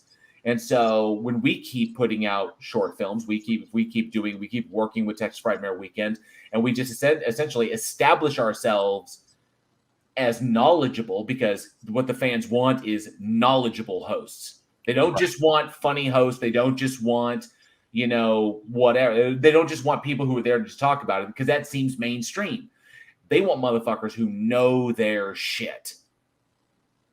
And so that's why I think we've been as successful as we have been so far, because Eugene knows his stuff, you do, I do, Alex kind of does, and Alex knows his stuff. Alex knows this. I was just He fucking with knows him. his stuff. Yeah. But basically, we have to just kind of like build. It's going to be them. They have to come to us. We cannot go to them. And I find that interesting. It's both interesting, a little disheartening, but kind of exciting as well, because it means that we don't have to worry about creating an image that we have to sell. We just keep doing what we do and do it honestly. Yeah. And eventually, we build it and they will come. Oh, Jesus Christ. It's the best analogy I That's could pretty get. typical with a lot of communities, though. Like when you get to like a real community, like where let's say like Linus Tech Tips, right? Because the computer tech community is a very real community, right? Right. And they're Those very people much do like what not- we're talking about. Yes, the successful people in those communities are not just funny. They're not successful because they're funny. They're successful because they are funny, they're likable, and they're knowledgeable. If they weren't knowledgeable, they would never succeed in that community, because they would just be like, the You don't know whole what the purpose fuck of you're it being talking a about. community is like, yeah, they're there for a particular topic, and if you're ignorant to the topic, or just you don't understand the topic, it's going to be evident, clear as day to that entire community. You don't know what you're talking about, so Right. so I think to be successful, there has to be a combination of both. To be mildly successful, all you have to do is be likable and knowledgeable. Right. That's it. You can be, if you're a knowledgeable asshole, you're not going to get, people ain't going to listen to you. They're just going to be like, yeah, okay, but you're a dick, so I'll go listen to somebody else who gives the same information. I mean, there are people that do like that type of shock content and that shock value, especially in like movie review, in the movie review world, but it's, in most other communities, you're going to find more success with competence. And then you're going to find your max success with people that are both competent and Right. enjoyable. Exactly. That's why you got to have an Alex on there who kind of seems like aloof, but does know what he's talking about. Or you have a Team Skeptic who everybody thinks was 12 years old until he did his face reveal. Right. And they realize, I'm not being funny there. I'm not being funny there. I think that was part of what drew a lot of people to your channel initially, because you did have this. I guarantee you, if you poll everybody who's watched your channel from before face reveal till now, every last one of them thought you were much younger than you are. Yeah, I honestly, I've been told very often that people thought I was like a younger black guy. So I remember that stream. Nah, Yeah. I'm just a white guy. I'm just an old white fucker. I am, man. But I just have a good time, man. And I'm slightly knowledgeable, so I am in a position to win on YouTube. All I have to do is make sure that I am likable, and I cover topics that I know that I'm in the right and I have a good opinion on. I have bad opinions on a lot of things. I don't put them out all the time because they're bad opinions, Like, it's not that I go, I don't knowingly walk around with these bad opinions. I just know that I'm full of bad opinions as well as competent opinions. And my competent opinions are the ones that I say, this is something I'm fairly well versed in. I'm okay enough to at least talk about it. So I can be successful in what I do just doing this. But there's people out there, I don't know, man. Like I see there's people out there that are fucking knowledgeable as fuck, and god damn it, they just can't be successful because it's unlikable. Right. They're assholes, or they're just not enjoyable to listen because to. charisma is not a dump stat. No, it's not. Yeah, There's nothing about it, because again, you can have good night, Mrs. Cat. She's gonna go ambient, pass out. But there's a lot of people out there that are 10 times better than, you look at some of, like, musician wise, right? You look at 50 Cent. There are people out there that are much better at doing what they do than 50 Cent is, that you'll never hear of, because they're lacking something. There's something about what they do that just doesn't match what he does. You talking about that it factor? There's an it thing that it's not something that's tangible, because it is different for everybody. Everybody has a different it thing. Like, why the fuck is Keanu Reeves as well known or as popular of an actor as this? He's not particularly great. Because he's amazing. No, he really isn't. That's your opinion. Well, but again, I just did not hear anything y'all said because my headphones unplugged. What was that? Who's great? GM Truth. Keanu Reeves. I like Keanu Reeves. and again, make don't an get me argument wrong. for him being a great actor. Don't get me wrong. I don't think he's a shit actor by any means. I think he's good at what he does. I just don't think what he does translates into a Daniel Day-Lewis. I'm gonna say, well, Tom Hanks.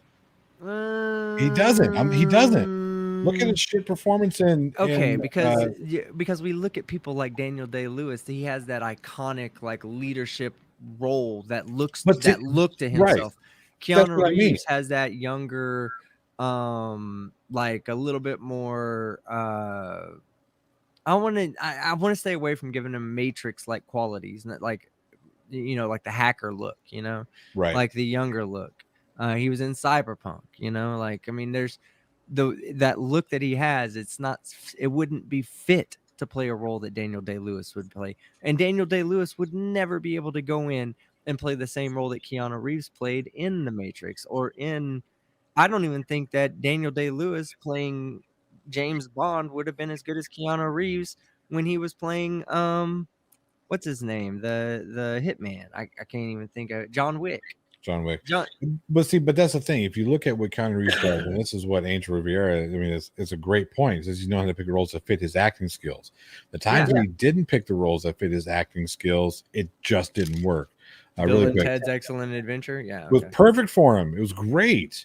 Wait, you what? No, you think that was good for him? And then what do you think was a bad role for him? Bram Stoker's Dracula.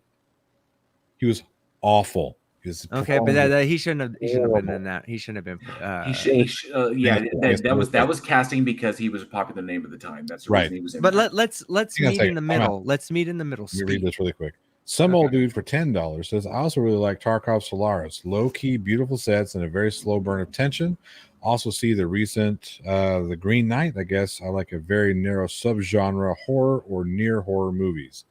Some good stuff. See, I like Keanu Reeves and Bill and Ted's Excellent Adventure, but I think it took something away from his career that older people could not relate to him. I do think that definitely got him at least looked at typecast for a while of that type of character. Yeah, because he went from Bill and Ted's Excellent Adventure to Speed. Well, there were a bunch of movies in between there. Yeah, well, I understand. From more iconic roles. Yeah, for Bill and Ted's Excellent Adventure, his next big one after that one was Point Break. Yeah, Point Break. But yeah, in Point Break, he did kind of play that ditzy, dumb, like that, like kind of like when he played like a surfer, Point Break, undercover. He was an undercover cop playing a surfer, cop, right? Yeah, yeah, but he's playing a surfer, so he's playing the role of kind of. But he wasn't ditzy at all. He was trying to catch Patrick Swayze's character. Right, but so I think thought what he we're would play looking kind at of the surfer role when he was undercover, right? Like it wasn't like, oh man, no way, man. It wasn't that. No, he did a couple of deliveries like that. But I think what you're getting at, team, is the fact that his type is pretty much like, if you look at what he did with John Wick. John Wick is the same as what he did in The Devil's Advocate. It's the same as what he did in Matrix. It's that same stoic type character. You would never see him going back. That's what he's got going now. Yeah, but when you discount that his performances in movies like The Prince of Pennsylvania, My Own Private Idaho, Little Buddha, A Walk in the Clouds, Feeling Minnesota, he was excellent in all The Devil's Advocate. He's fantastic. I think he was good in Devil's Advocate because of Charlize Theron and specifically because of Al Pacino. Al Pacino. Yeah. Well, I mean, but that's the same. But that's the same as saying, like, I mean, because Michael Clark Duncan was a very talented actor. Okay, he was very good. But the giant, huge, the hulking black guy can't get too many roles, but he did. The guy was charismatic as hell. But that's like saying that about Keanu or being good because of Al Pacino is like saying Michael Clark Duncan was only good in Green Mile because of Tom Hanks. No. No, not at all, not at all. Because But here's the question. Hold on. Here, let me ask the Go ahead. question. Could Tom Hanks have played the black man's role? Could he have been Not the without being canceled. no? Well, you know what I'm saying, like the typecast asshole. No, I know. Not blackface and putting on steroids. Like how we got Al Jolson. fucking Tom Hanks doing blackface. Yeah. God damn. Where did that come would from? we accept it? Would we? Robert Tom Downey Hanks may Jr. be got one away of the with it. few men that can get away with it. Yeah. Yeah. But hey, look, I don't. That's what fucking another thing that dumbfounds me, right? We say, oh my god, anybody does blackface, bad person. And there's movies where white people are doing blackface and everybody's laughing. They're like, that's funny. Oh, why is it so funny? Oh, it's movies. That's why. Oh, okay. Thank you, Cindy Sue. Constantine, definitely. So Keanu Reeves has a Same type of range. character though. His range is very limited. It really is. I mean, you have to be honest here. It's not. You look at his early stuff, and it's not. Like I say, his early works, but before he started getting into it, like River's Edge, Permanent Stoic. It just wasn't. No, it wasn't. The Prince of Pennsylvania, Dangerous Liaisons. No, he did not always play this. In fact, there was one he did when he there was the one where he played a supporting role across from Jack Nicholson. He played his doctor. It was. I don't remember this one.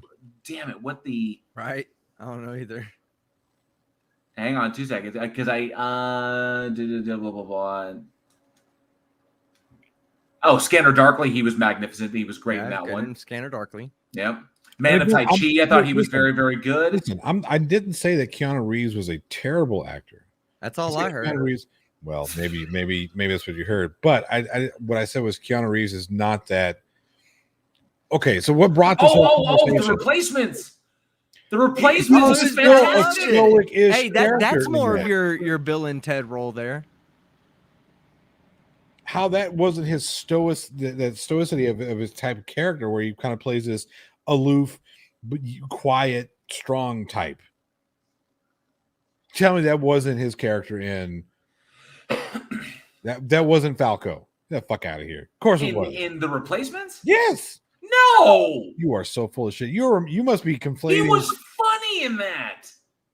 Where? Well, I'm not saying he wasn't funny. I'm not saying he was like the quarterback. He was hilarious. Yeah, right, but no, he was hilarious because he was playing the straight man in comedy, the comedy role straight man versus the funny man like the Orlando Jones and oh gosh, who's the other one? The kicker. God, I can't remember his name. I'm weighty. Some old dude for $5 says Dennis Hopper in Blue Velvet. Hell yes. Chew up the scene better than Nick Cage ever dreamed of. Yeah, Keanu's okay. Yep. The movie Something's Gotta Give. He was in this. He was in Something's Gotta Give. Oh, okay. With Jack Nicholson and Diane Keaton. So yeah, in that one he played Jack Nicholson's doctor, and he extremely well. There was no hint of like Neo I'm or not saying that he's a terrible actor. I'm just saying I don't understand why he's been projected as high as he has. And it's because there's an it factor that doesn't work for me, but it works for a lot of other people. And that was the beginning of the conversation. Why Kick a Moo Cow number 855 for $5 Aussie dollars says Bill and Ted Face the Music is the worst movie of all time. I disagree. It's not great, but then again, you have to take the movie for what it's intended to be. That movie, I sat down. It's on Hulu. And so Angela and I were watching stuff, and I was watching movies. She watches the horror movies with us for every week. So I was sitting there watching a horror movie, and then she fell asleep, and I was like, okay, finish the horror movie. And then I was on Hulu, and I was like, oh, holy shit, Billy and Ted is on here. You know what? I got, everything's good. I've already dropped a content video. I don't have to worry about shit. I'm going to watch Bill and Ted Face the Music. So I threw it on. That movie is cute. It's fun. It's meant to be a good sum up of the trilogy. Yeah. You take it for what it is. Don't put like John Wick level of expectation on this thing. No, it's Bill and Ted 25 years later. They have kids, and there's and it's passing the torch to the next one. It was cute. It's meant to be cute. And the fact that they got some of a bitch, the guy to come back to play Death. Son of a bitch, I can't remember his name. Oh, God. Yeah. Well, Sam Williams, son of God dang it, I can't remember. But same actor came back. Yeah. Everybody knocked it out of the park. Alexandre dumbass. Except that guy, yes. And so everybody came William, back. William. Fuck. Hey, okay. Better music video, School of Rock or Tenacious D? School of Rock. School of Rock. What? Not that Tenacious D is bad. Yeah, I think School of Rock is amazing though. just better of the two. Yeah, better of the two. Yeah, I think that the Pick of Destiny was great because it's Jack Black and he's fucking hilarious. But I thought School of Rock was just overall. I like School of Rock for the same reason I like Nacho Libre, because Jack Black it was an opportunity for Jack Black to kind of be himself, but under the guide of a director who knows how to use him effectively and be like, so this is what we're going to do. And he allows for that input, and that's what made School of Rock so great, is because not all of the burden of it was put on Jack. He just gets to be the character. Pick of Destiny is ostensibly he's not directing, but he's really in control, him and Kyle. So it's just like their HBO miniseries, just like their HBO series that was on, whereas they're the driving force of creativity. And that's a lot. There it is. William Sadler. Thank you, Angel. William I Sadler, knew it was thank William you. something. I could not remember his last name, but William Sadler, yes. Alexandre Dumbass. Dumbass. Dumbass. That's what it Dumbass. says. Dumas. Brainy Beaver wants me to tell everybody that technically Keanu Reeves and Winona Ryder are married. I don't think they are. Well, so he says, where to go? His reasoning was that they were married while filming a movie because they used a real priest in another country, and he actually married them in the scene and told them as much after. There may have been an annulment. They didn't have a marriage license. Yeah, if there was no license, then that doesn't matter. Then it would be like a spiritual marriage. That's why you say technically, okay, not official. No, but that's why I'm not saying it's official, because he has been, as far as I know, he's been married. His first partner, Jennifer Syme, I think it was Jennifer Syme. She passed away in 2001, and now I think he's currently with Alexandra Grant. Steaming Cup of Reason wants to know what we think of Empire Records. I think I remember. Amazing Maybe hold on. Let me. Who is in Empire. it? Is that the one with? That was with Liv Tyler, Ethan Embry, Renee Zellweger, and Robin Tunney. And Robin Tunney did that movie immediately after she did The Craft, which is why she's bald in it. Yeah. Yeah. Already. Yeah. Oh no, she did it right before The Craft. She did it right before The Craft because she shaved her head for Empire Records, and then her hair had not grown back yet, so she had to wear a wig in The Craft. That's right. Right. Is it Gary Bot? Gary Bot, what's up, buddy? I knew that Extra J. I knew that was True Romance by like the first 5 people. Christian Slater, yeah.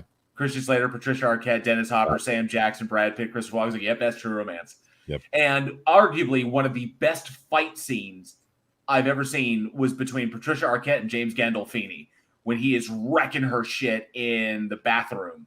And she's just laughing her ass off. Patricia Arquette was amazing in that movie. And I like Patricia Arquette. Yeah. And then a chance to get to go back and watch these. But my favorite part of that movie is actually Gary Oldman, who plays like the white drug dealer. Gary Oldman is good in everything. He had one of everything. He has the best line in that. Time out before you say the best line. Okay. Everybody listen to me. If you're going to make a shit movie, put Gary Oldman in it any way you can, right? And it immediately elevates it from a shit movie to a pretty okay movie. Your movie will be okay. Yeah, if you have an okay movie, if you have an okay movie, look at the Book of Eli. The Book of Eli was an okay movie until Gary Oldman showed up. Then it became a good movie. And so he's not even like one of the largest roles. Other actors have bigger roles than him because he's just the drug dealer at the beginning, right? That essentially kicks off all the events.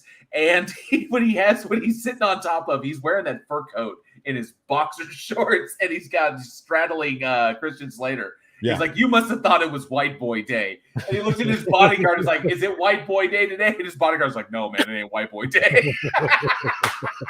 That was so brilliant. Why Kick a Moo Cow wants to know if we remember Paula Shore. Absolutely. You know how many times the weasel, baby. Betty. Yeah. The first thing I ever saw Paula Shore on was Encino Man. And then, of course, this is after the MTV stuff. And then after Encino Man was what is it with Carla Gugino? God, she's so hot. Carla Gugino? Gugino, she's so hot. Oh god, she's so hot. Even to this day, she's almost 60. And yeah. Sin City. Oh god, Watchmen. Oh, she was a knockout in Watchmen. She's a knockout right now. She's all the time. Yeah. Oh yeah, me says Leon the Professional, one of the top 5 all-time favorite movies. I'll agree. Luc Besson is an amazing director, and I love everything he's done.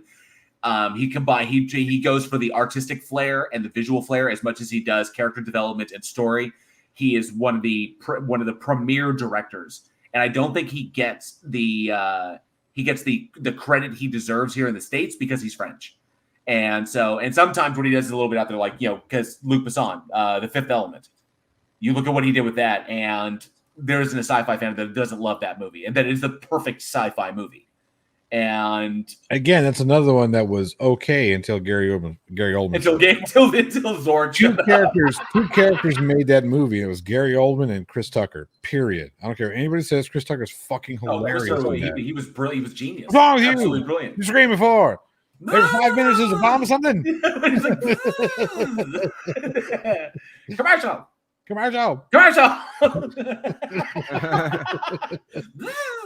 Yeah. Compliment. Just when he's just like, yeah, that spin. Yeah. The way he brought that character to life, I don't think anybody else could have done that as well as he did. So yeah. Super Green. Super Green. So Corbin, tell us what it's like. Tell us what it's like to be here. Tell us how it feels to be here. Yeah. Thrilled.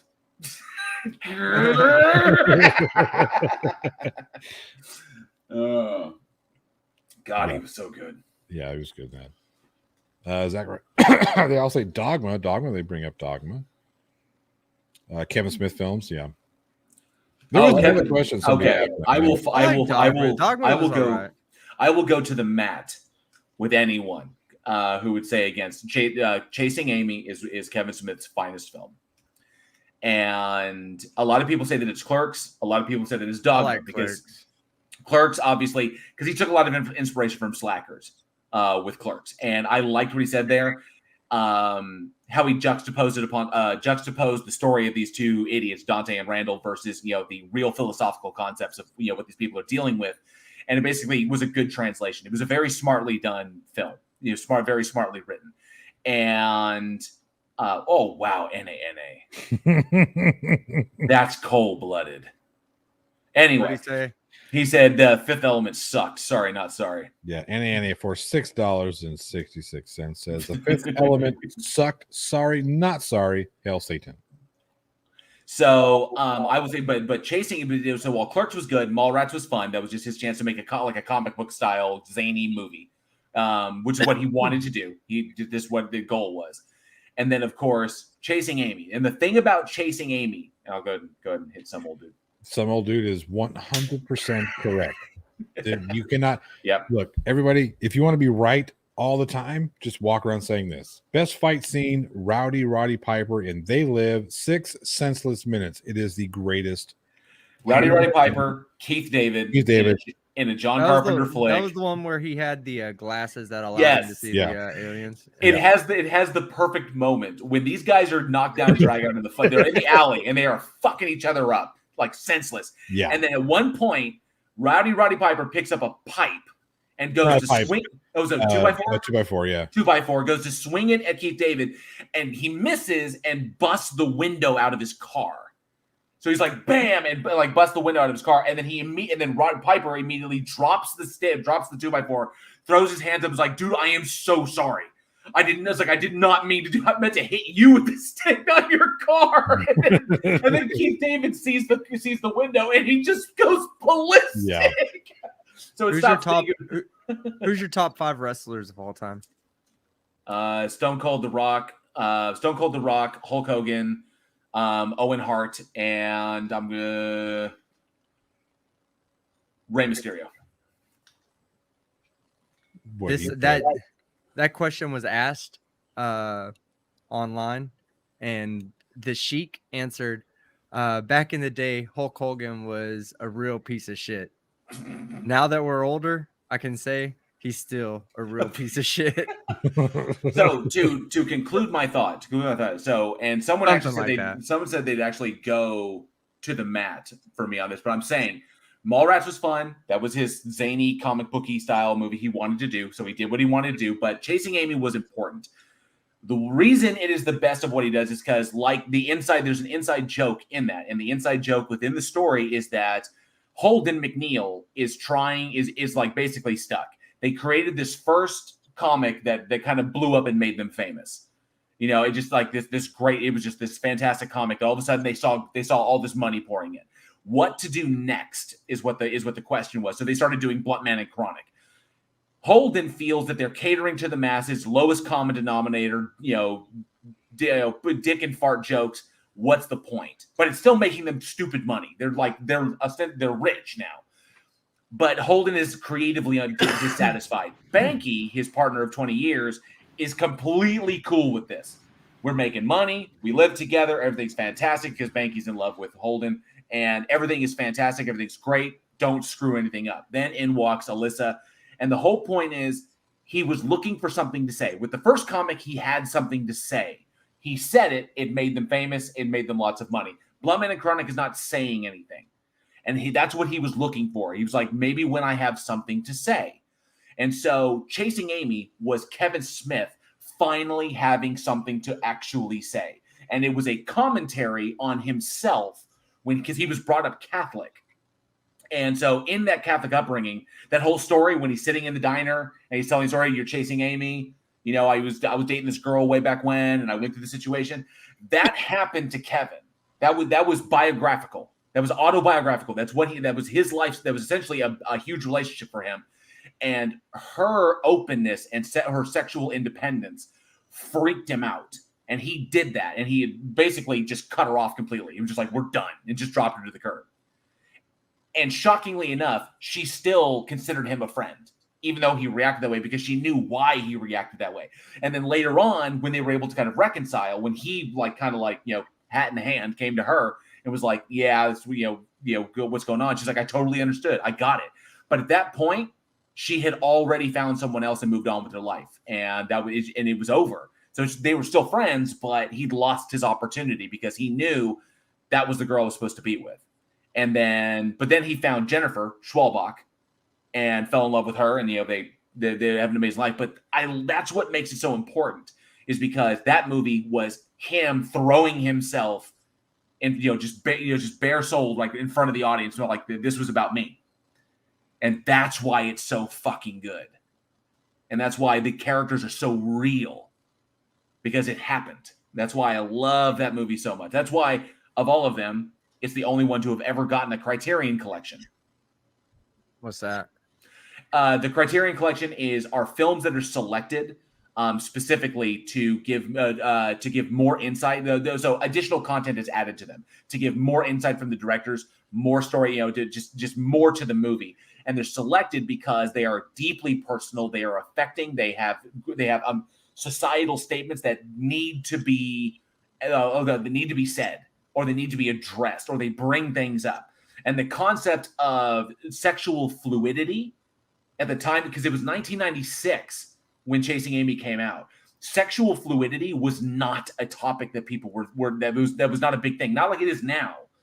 So sexual fluidity was like, people talk about it was like, it's underground shit like that. A woman who could switch to say, I'm a lesbian, and then switch to being, with guys again. She's bisexual, is she not? And then this was, people didn't talk about this stuff. This was important.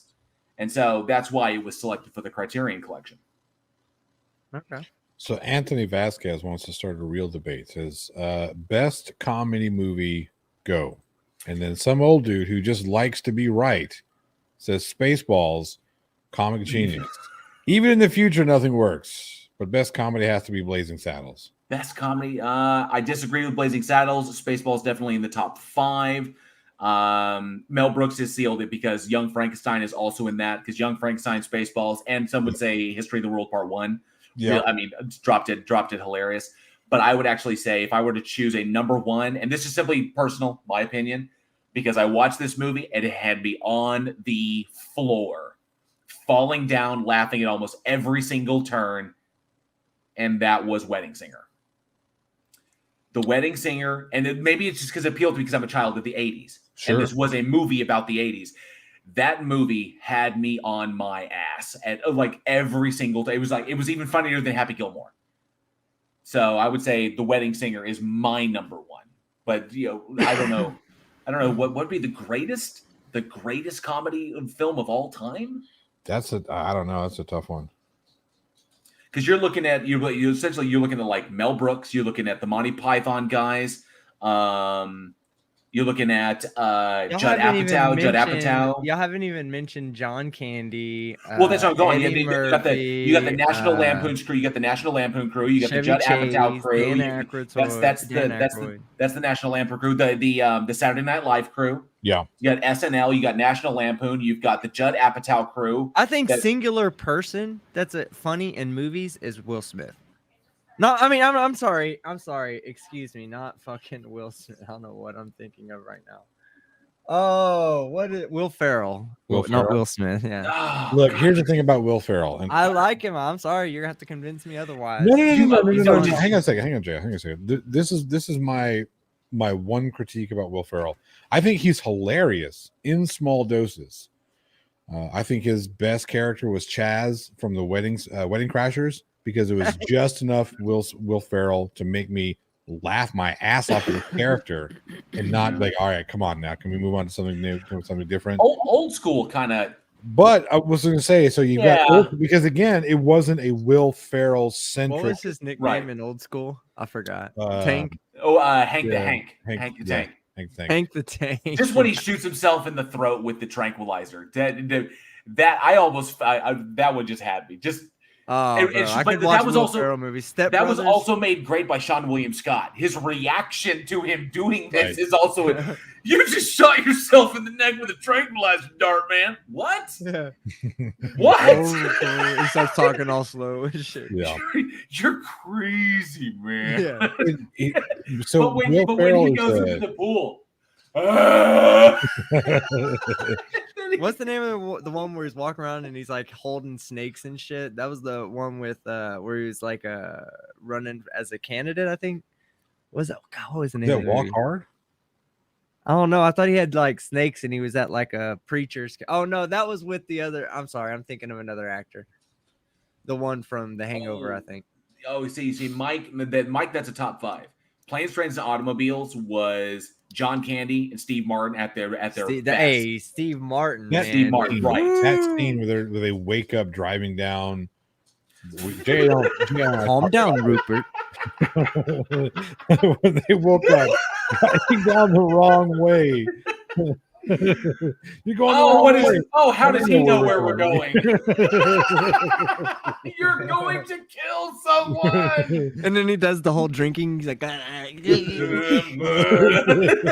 it look like, I've just been drinking. No big deal. It's when they go between the trucks and Steve Martin they can do the skeleton shot, which is great.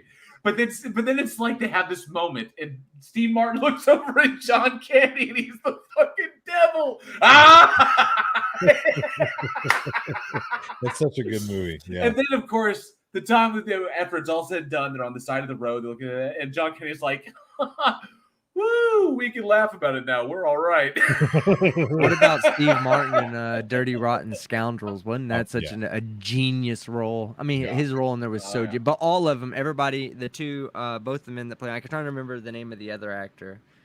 Oh God, what was his name? It's right on the tip of my fucking. So he's famous English actor, Michael Caine. Yeah. Michael Caine plays the other scammer. And they're both scamming, and I like when he has him at the table with the fucking eye patch on and the cork on his fork. And he's like, I'd like to excuse me on the bathroom now. He's like, you may go, Rupert. And he's like, okay. Christmas Vacation says Paracord Princess. Absolutely agree. That's a staple in this house at this time of year. That movie that is. What about Little Shop of Horrors? That's old school Steve Martin, yeah. So but he wasn't a comedian. He didn't play a comedic role in that. I guess what happened to him was kind of funny. He was the evil dentist Yeah, he was evil. He played a couple of evil 'Cause I'm a doctors. dentist. What was it? What was the one where he played the doctor that was reanimating the women? That was Bruce Willis in Death Yeah. Becomes Her. Yeah. No. Is it? Hold on. There's another one where he plays. I remember. God, I'm gonna have to look it up. Bilko. Yes, my colonel. That's so old. Sergeant Bilko was pretty good. The Man with Two Brains. I think that's it, actually. Yeah, we got two people who pulled that one. The Man with Two Brains. I think maybe I'm thinking of reanimating because he had another. I think he had a woman's brain inside of his head. I think that. Yeah. Okay. I think I recall that. Yeah. I'd have to remember it. I don't know, but these are old movies. Like, did y'all ever see Spies Like Us? Dan Aykroyd. Yes. Oh hell yeah! That cheating scene was great. Oh my god! Spies Like Us was everything great. About it was good. Fuck, what was the Doctor? Stripes? Stripes with Bill Murray. Stripes with Bill Murray was good. Yep. Stripes was a fantastic one. Bill Murray in the Army. That's just a thought. I was just like, come on. Did you see one of Bill Murray's older ones that had that not Jaden Smith, Jaden, what is it? The guy was the kid that played Bill in It. What the hell was the name of this movie? Bill Skarsgård? Not Bill Skarsgård. The guy who played Billy. The kid. It doesn't matter. Anyway, he was in this with God damn it, Bill Murray, St. Vincent. You haven't seen this? No, I haven't yet. No. If you want to watch a good Bill Murray film that's funny and kind of cute, whatever, St. Vincent is the way to go because he plays this. You just got to do it. He pretty much plays himself. Some old dude for $10 says Charlie Chaplin, The Keystone Cops. A funny thing happened on the way to the Forum. Heck yeah! I mean, you can go back all the way to to like the Marx Brothers, or even Fatty Arbuckle stuff. Fatty Arbuckle stuff was fantastic. Abbott and Costello, yeah, great stuff. How do we always get into these situations? I don't know. What About Bob is also. What about Bob? That was such a good. I'm sailing. I'm sailing. Fucking duct tape to that goddamn mast. I'm baby stepping. I'm doing the work. I'm not a slacker. Give me. I need. Yeah. There's so many good Bill Murray iconic roles in television. He's somebody we benefit from him as people, as a species. From his existence. What exactly is this? What is that? It's black powder, Bob. 1 pound is enough to remove a tree stump. How much is that? Oh no, it's like 1 teaspoon is enough to remove a tree stump. How much is this? 40 pounds worth. Yeah. Oh yeah. And I think because of Bill Murray, I don't think that he gets the credit he's due for his performance. Caddyshack. And What About Bob? Yeah, because Richard Dreyfuss was it was amazing. Well, yeah, Richard Dreyfuss was the popular actor. And he could borrow my I guess Bill Murray was too, though. Bill Murray was too, because that's probably. But Richard Dreyfuss was a really popular actor. He was kind of doing really well at the time. He'd been in a few movies. I can't remember there was Mr. I think it was like in a mafia movie, right? When he in like a mafia comedy that he was pretty funny in. I don't know. I could be just making that shit up. I'm not Dr. Leo Marvin. Burn in hell, Dr. Marvin. Oh no! You know who I'm thinking of there? I'm thinking of the Shrink, and I think he's Robert De Niro's Shrink. Oh, you're thinking of Billy Crystal. Billy Crystal, yeah, I was thinking of Billy Crystal. Analyze this and analyze that. Oh, Great that was a fucking pairing. Oh yeah. Oh yeah. Great pairing there with. Of course, Billy Crystal. Pairs. so well. And one thing I wanted to mention before we jump, obviously somebody did bring up Robin Williams. I think we are pretty much going down the whole gauntlet of just amazing. We haven't even gotten to Martin Short. But I was just about to say Steve Martin and Martin Short. If you are not watching the series Only Murders in the Building, I shit you not. It is Steve Martin and Martin Short return to form. They are amazing together. seeing them play off of what because we haven't seen them play off of one another like in such an extended time for any. I don't know. I can't remember the last year that they worked together so extensively. But now they've got this podcast, or the show that's based on the podcast called One Only Murders in the Building. They are amazing because Steve Martin plays essentially a washed up actor. He's kind of like, he's past his prime, he's in retirement like that. And then Martin Short plays a theater director and producer who's also kind of past his prime. They're kind of looking for the new thing. So they start a podcast. That's not Belushi, Steven Cup of Reason. That's Dan Aykroyd. That's true. Who? In Spies Like Us. Oh yeah. Oh yeah, Dan Aykroyd for sure. Christopher brings up Blues Brothers. Yeah. Belushi and Aykroyd. Belushi and Aykroyd, yeah. And then of course you have the Three Amigos. Three Amigos. Oh, great. You shot the invisible swordsman, a horseman. Because it's a mail plane. It's an airplane. You can't see its little balls on it. What do you say? I have a plethora of piñatas. Yes, El Guapo. Jefe. Tell me, what does a plethora mean? That whole experience. Yeah. I will pull out their intestines and squeeze the shit out of them. Even his heads are like, burn the village. It's like really gross. Rape the horses. And women. Oh God, they're brilliant, just brilliant stuff. I don't know El Guapo. Airplane. The Airplane was a good one too. I didn't like the second Airplane. I like Airplane too. Airplane was good. Airplane was really good. Yeah, you spelled Beetlejuice wrong. And mentioning Robin Multiplicity. Oh yeah. Oh yeah. Oh dude. Oh shit. What was the one? It was an ensemble piece. Him, Christopher Lloyd, and they were in an asylum, and then they break out. See, Mike 71 gets me. The Richard Pryor movies. We're just like completely skipping Brewster's Millions. Oh, that movie. I mean, Dream Team. Yeah. Brewster's Millions. Every time that movie would come on, I would watch it. It's such a good movie. John Candy's funny, man. We lost him way too early. Great Outdoors, amazing. Yep. The most genuine person is fucking, was it brother-in-law, right? And Dan Aykroyd shows up ready to buy out everything with money he doesn't even have. And here just showing up genuine John Candy doing shit for his family. Yeah. Love it. Great movie. One Flew Over the Cuckoo's Nest. I always tell people that if you want to see the best of Jack Nicholson, One Flew Over the Cuckoo's Nest, The Shining, and A Few Good Men. And then after you watch those three movies, then watch that movie he did with Adam Sandler. Oh, Anger Management? That'll make you laugh so much harder at his character. Used Cars, that's another really good one. Remember? Dude, we have miles and miles of cars. Oh, we're gonna get them on false advertising. Yeah, okay. I mean, Johnny, it's just the wildebeest. He just comes into the frame. The fucking instigator. Now, Gene Wilder, brings up a great point. When we're talking about Richard Pryor, you have to talk about the movies he did with Gene Wilder. And Gene Wilder. Him and Gene Wilder killed it. Yeah.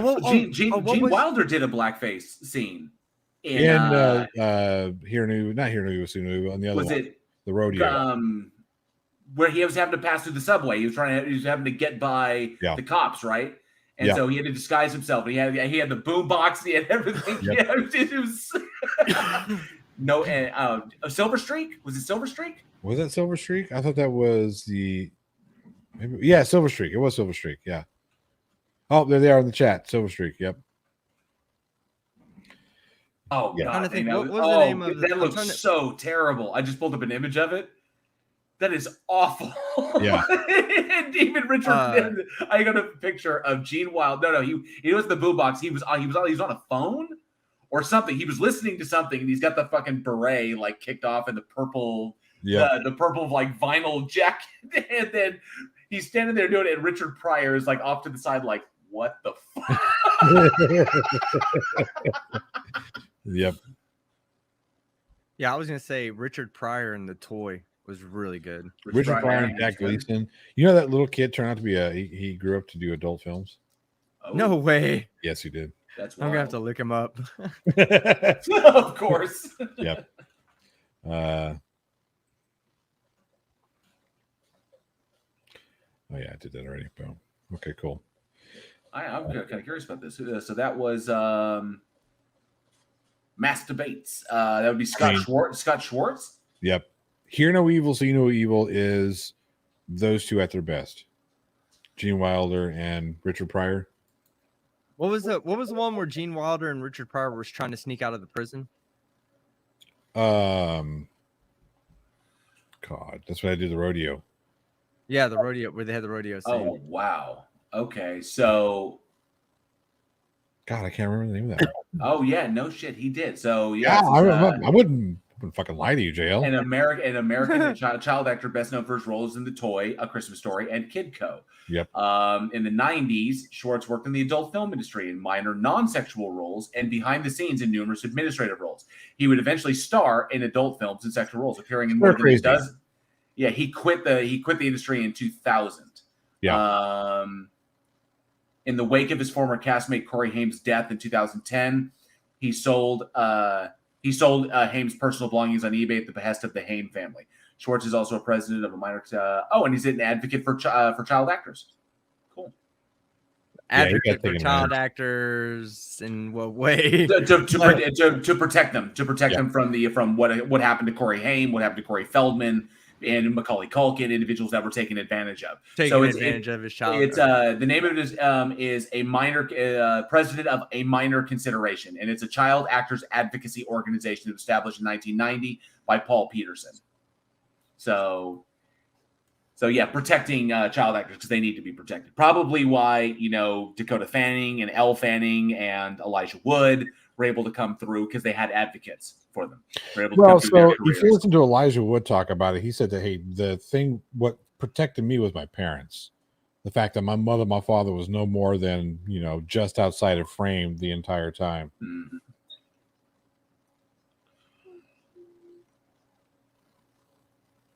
You talk to mommy. Somebody. Demolition Man was freaking. That had some brilliant. That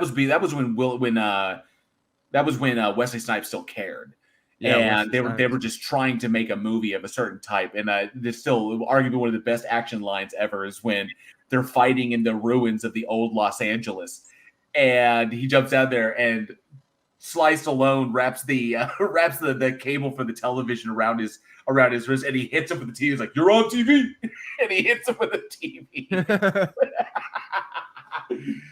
Oh, this shit was great. Oh, good stuff. Yeah, Demolition Man was pretty good, actually. Thinking back on it. I think it's because it didn't take itself too seriously. It was meant to be just a cheesy sci-fi action movie, with Sly Stallone and Wesley Snipes, basically to be like souped up. And they knew what it was. The film was not intended to be anything like major. Like, we're not going to do a franchise, not going to be a continuing thing. Let's just do a fun ass action movie. And that's what made it great. Because everybody, and if you watch, obviously Stallone and Snipes, they loved working across from each other. They loved the roles that they were in. And this was Wesley Snipes. He was, was a hot commodity. He had really bought into his own. He really hadn't swallowed his own hype by the time. That didn't really happen until Blade 2. Yeah, that was really Demolition Man was kind of a cyberpunky style movie. I would agree. I mean, I liked it. I really enjoyed the aspects of it. The futuristic aspect of how society, taking okay, so I like movies that are like that are set in realistic future, so future, like not necessarily like a future that's thousands of years ahead of us with technology that we wouldn't recognize, but 100 years ahead of us with maybe a slightly different society, different clothing, different technology, but still recognizable to what we have today, similar to what we have today. We would still look and notice that something was a communication device, if, for instance, like if you talk to somebody in the 80s and that had wired phones to the door or to the wall, and then they see somebody in the 2020s that has a cell phone, it might be like, wait, how's that walled phone not walled? You know, they would still recognize it as a communication device, Right. even though it's 40 years later. But you know, I like how it was set in kind of that. It wasn't really a dystopian future though. You know, it was more, the dystopia came from the utopia. You Yeah, know, from right. Yeah. that's really what it was. The dystopia was that everybody came together and they agreed upon everybody enjoying similar things, like not cussing. You know, that's what makes it I guess dystopic, you know, or a dystopia. And people still can't figure out how to use the 3 seashells. That has got to be the greatest thing that anybody's ever put in a film. What we're talking about this almost 40 years later, we're still trying to figure. They're still making references to the 3 seashells. Still doesn't know how to use. He doesn't know how to use. He doesn't know how to use the 3 seashells. I'm happy that you're happy. Yeah. I'm happy that you're happy. They used little back in the 20th. They used to use little wadded up pieces of paper too. Wads of rolled up paper too. It's like, I'm happy that you're happy, but where the toilet paper should be, you have these 3 little seashells. He doesn't want to use the 3 seashells. I could understand how that could be confusing. Rob Schneider. Yeah. I can understand that would be confusing. Yep. Oh, jeez. Oh, great stuff. Oh, man. Why did that suddenly have me think? Because when they're watching the scene of like his old, like the video of his old behavior, like the shit like he did, it's like, is this for real? It's like the 90s were just like the act, like everything was just an action movie all over the place. And so like how bad, like this badass cop from the past, it reminded me of Danny Glover in Predator 2, who just whatever. That's a movie that doesn't get the credit it's due. I thought True. Predator 2 was really good. Although I didn't think that 1997 LA was going to look like a war zone. It's pretty much what it was. It was, wasn't it? Fucking hell. Bleep, I bleep, honestly bleep, don't bleep, even. bleep, I know bleep, I've toilet seen paper. Predator 2. It's just been so long I don't remember the movie. That's weird. It had a lot. It had all the good characters were in there. It was the only way you could make a sequel to the Predator without having Schwarzenegger in it. The only way you could do it was the way they did it. And they don't even reference the character; they just reference the events. The events, right? Yeah. Exactly. Although they did show the first actress, the surviving actress from the first film, they did show her image, but they didn't show Schwarzenegger's image. Right. Yeah. Just like in Predators with Adrian Brody, and they talk about. You're right. Yeah. She's recounting the story of what happened in the very first film, and it was just like this team that went down in there, and the one survivor that came out of there said that this is what they encountered. They don't mention, but the name or whatever. But check this out. And this is an interesting theory that the Predator universe and the Terminator universe are actually the same, and that the actions of Dutch in the first Predator film became somewhat legendary, and it's referenced in the new Shane Black one, Predator, the Predator. When you have the new one that just recently came out, where they talk about the incidents that took place. In the future, Skynet modeled its T-800 after this legendary soldier that was Dutch. Oh. And Dutch became the template, became the tissue template for the T-800. Interesting. I didn't know that. Well, I mean, and that was is it a yeah? I was gonna say, because you say it was referenced in the new movie The Predator.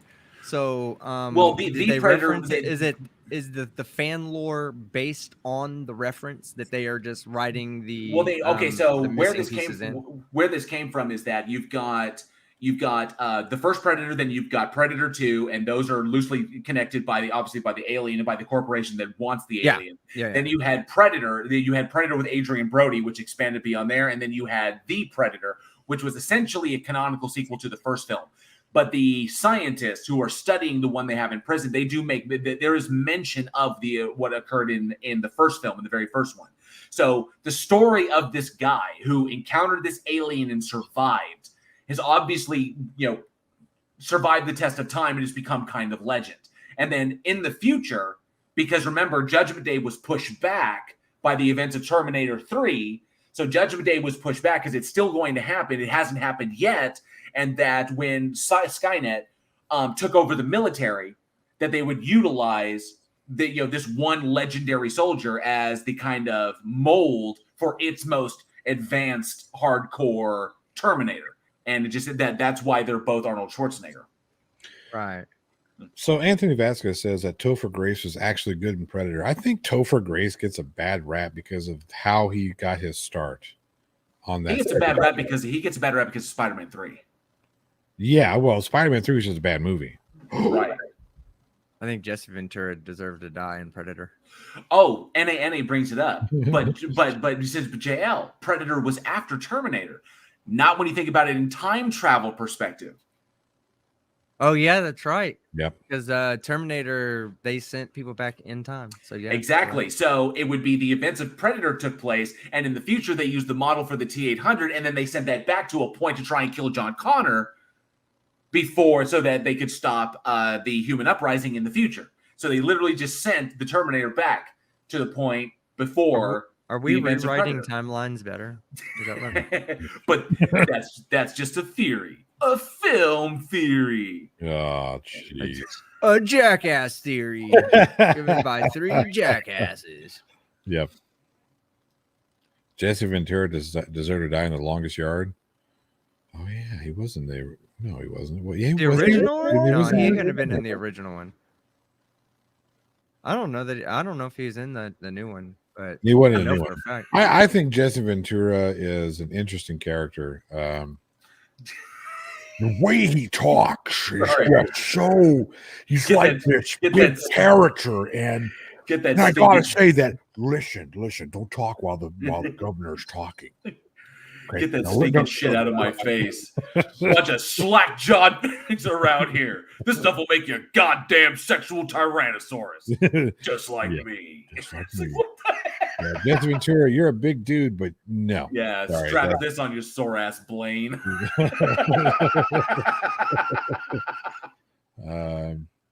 Will we ever have a Terminator versus Predator movie? I think it's a possibility. Already been done in the comics, not the movie. Well, that's because Terminator, Predator, and Alien, and the Alien franchise are all owned. They're all licensed by Dark Horse. Dark Horse, yeah. So Dark Horse has already done a Terminator, Alien, Predator crossover. They've done. I mean, that's been done to death.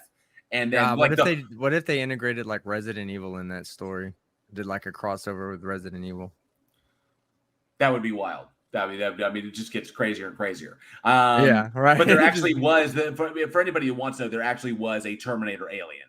So, and essentially what it was it was a comedy. It was a cybernetic alien creature. So it was very much like a Terminator, like a T-800, but it was essentially an endoskeleton alien with much. The extra. Yeah, it went really extreme. So. Wish they did Freddy versus Jason versus Ash. That's what originally was supposed to happen. Right. That's why you had the Book of the Dead referenced in Jason Goes to Hell, and Freddy referenced in that. Well, Tones overthinks it. Yeah, Bill Paxton Bill Paxton's the only actor to have ever been killed by a Terminator, Predator, and an alien. Yep, that's true. That's true. That's why he's amazing. That's why. Yep. Rest in peace. Yep. I was about to say, didn't he die recently, like a couple years ago? 2016, I think. Yeah. 2016. Yeah. But yeah, killed by a Terminator, the first Terminator film, killed by a Predator, Predator 2, and killed by an alien in the movie Aliens. Yep. And in Aliens, he went out like a badass. He did. Actually, no, in Predator 2, he went out like a badass too. He went toe to toe. He was like, "Let's dance." Yeah. You're not going to win. But no, hey, I mean, at least. Yeah, but here's the thing: why did he not win? But I'm too old for this. Why did he win? Oh, why did because he's fucking Murtaugh. He's Murtaugh. You can't beat Murtaugh. What about Benicio del Toro? Benicio del Toro is amazing. Isn't he? How about what's his first iconic role to you? Benicio del Toro? Yeah. First iconic role that comes to mind is Fear and Loathing. Yeah. And then the one after that is Things We Lost in the Fire. Yeah. Wait. Fear and Loathing was Benicio del Toro and Johnny Depp. It was before The Usual Suspects. Because it's because I mean he was in The Usual Suspects, but he stands out because of that's an ensemble role, and the focus is on Kevin Spacey as Kaiser Sose, so Spacey really stands out. But it's kind of like saying, like, he's not just like a supporting character. Oh no, but it's very much like Reservoir Dogs. It's like Reservoir Dogs. Like, who would you talk? Like, who stands out in Reservoir Dogs when you give them all their moment? Is it Michael Madsen? Is it yeah? Is it Michael? Was it Michael Rappaport? No, who is that? Michael Rappaport? No, was not Michael Rappaport. No, not him. Michael Madsen was a badass. Michael Madsen was a badass, but Steve Buscemi was also good, and so was Tim Roth. So Steve Buscemi, I'm a big Buscemi fan. Maybe because I look a lot like him. Why am I Mr. Pink? Yeah. No, the names will stay. I make the names and stay with the names. You're Mr. Pink. MC Tune says, loving the cyborg transition at the plot hole. When does a cybergenetic eyeball get installed? Just as soon as possible. But yeah, so I'd say the first thing would be that pops in my head is Fear and Loathing, because you just can't beat, when he starts going, you took too much, man, too much. You get the hotel scene, and then Johnny Depp, finish the fucking story. That scene is epic. I love Del Toro in that one, but then, and I'm going to give it to him, he was amazing. Extra J's right. He was amazing in Sicario. Sicario was fantastic, and I loved him in the sequel as well. He was great. But Things We Lost in the Fire, him and Halle Berry, has got to be one of the most transcendent films. He plays a former lawyer turned heroin addict who pretty much loses everything except for his one best friend, played by David Duchovny. And David Duchovny is married to Halle Berry. And so he plays this guy, Jerry, who's his friend. And Halle Berry really doesn't like him. He's kind of a sponge. He's a heroin addict. Right. But his friend, David Duchovny, is always there to pick him up and to help him, because he's my friend. They've been friends since childhood. So he's always there to pick up the pieces. Go ahead. Sketch Crasher for $2 says, hello, Johnny O. Nice beard ornaments. Well, here you go. Nice. And so in the course of the movie, David Duchovny, his character goes out to get ice cream for the kids, winds up in the middle of a domestic altercation in a parking lot and gets shot and dies. So Halle Berry is suddenly left all alone, 2 kids, what the hell? So it's the tragedy of that. But then Jerry, after all the years, and even as a heroin addict, recognized that my friend's wife needs help. So he decides to kind of so before then he was kind of like crashing in their guest house. So he takes it upon himself to kind of, pick up the slack so that she doesn't have to worry about so much. Like we take the kids to school, clean up around the house, just try to be a presence for her so she can grieve and not have to worry about this. And slowly but surely begins to remember who he was and get his life back, and become like an almost father figure to the kids, because he's different than their dad. And then the resentment comes in. And, oh, holy fuck! Because can I just say that Halle Berry is 50% responsible for mental scarring that'll never go away. For what film? Monsters Ball. make me feel good. Just something about there was a scene seeing Billy Bob Thornton rail on fucking. There was a scene in Things We Lost in the Fire that as an actor and as a filmmaker just gets me, and it floored me when I first saw it. And that was, there's a moment. See, there's this beautiful moment in the film. The lead up to the tragedy, David Duchovny has been trying to teach his son how to swim, his youngest son how to swim. Sorry, that was Monsters Ball, everybody. Monsters Ball. So David Duchovny's character is trying to teach his son how to swim, and he can't get his son. He can't figure out how to teach him to put his head underwater. Like, the kid is scared. And everything he tries, he fails. He's like, the kid won't do it. And it's very frustrating for him. He's like, I don't know how to teach my kid. And it's just a small point of contention in the family. Whenever they go swimming, the kid won't do it. It frustrates the dad. So on. Then, he dies. Jerry is there. He's off. He's currently sober. So he's clean at the moment. He's having this moment there at the pool, trying to keep things, routine. They're at the pool. They're in the water. They run into the same problem. Kid won't put his head underwater. Jerry, but Del Toro's moment is he tells the kid, well, put your chin in the water. You can do that, but now put your ear in the water. Put your ear in the water. Now put your forehead in the water. Isn't that your whole head? And the kid goes underwater. Halle Berry has this moment when she sees this happen, and what you could see it in her face, that he stole that moment from her husband. And what goes between the two of them is some of the finest acting I have ever seen, and it just got pushed aside. There are people out there. I probably said things we lost in the fire. People have probably never seen this movie, and arguably you've seen it? No. And two of the finest performances of these actors I have ever seen.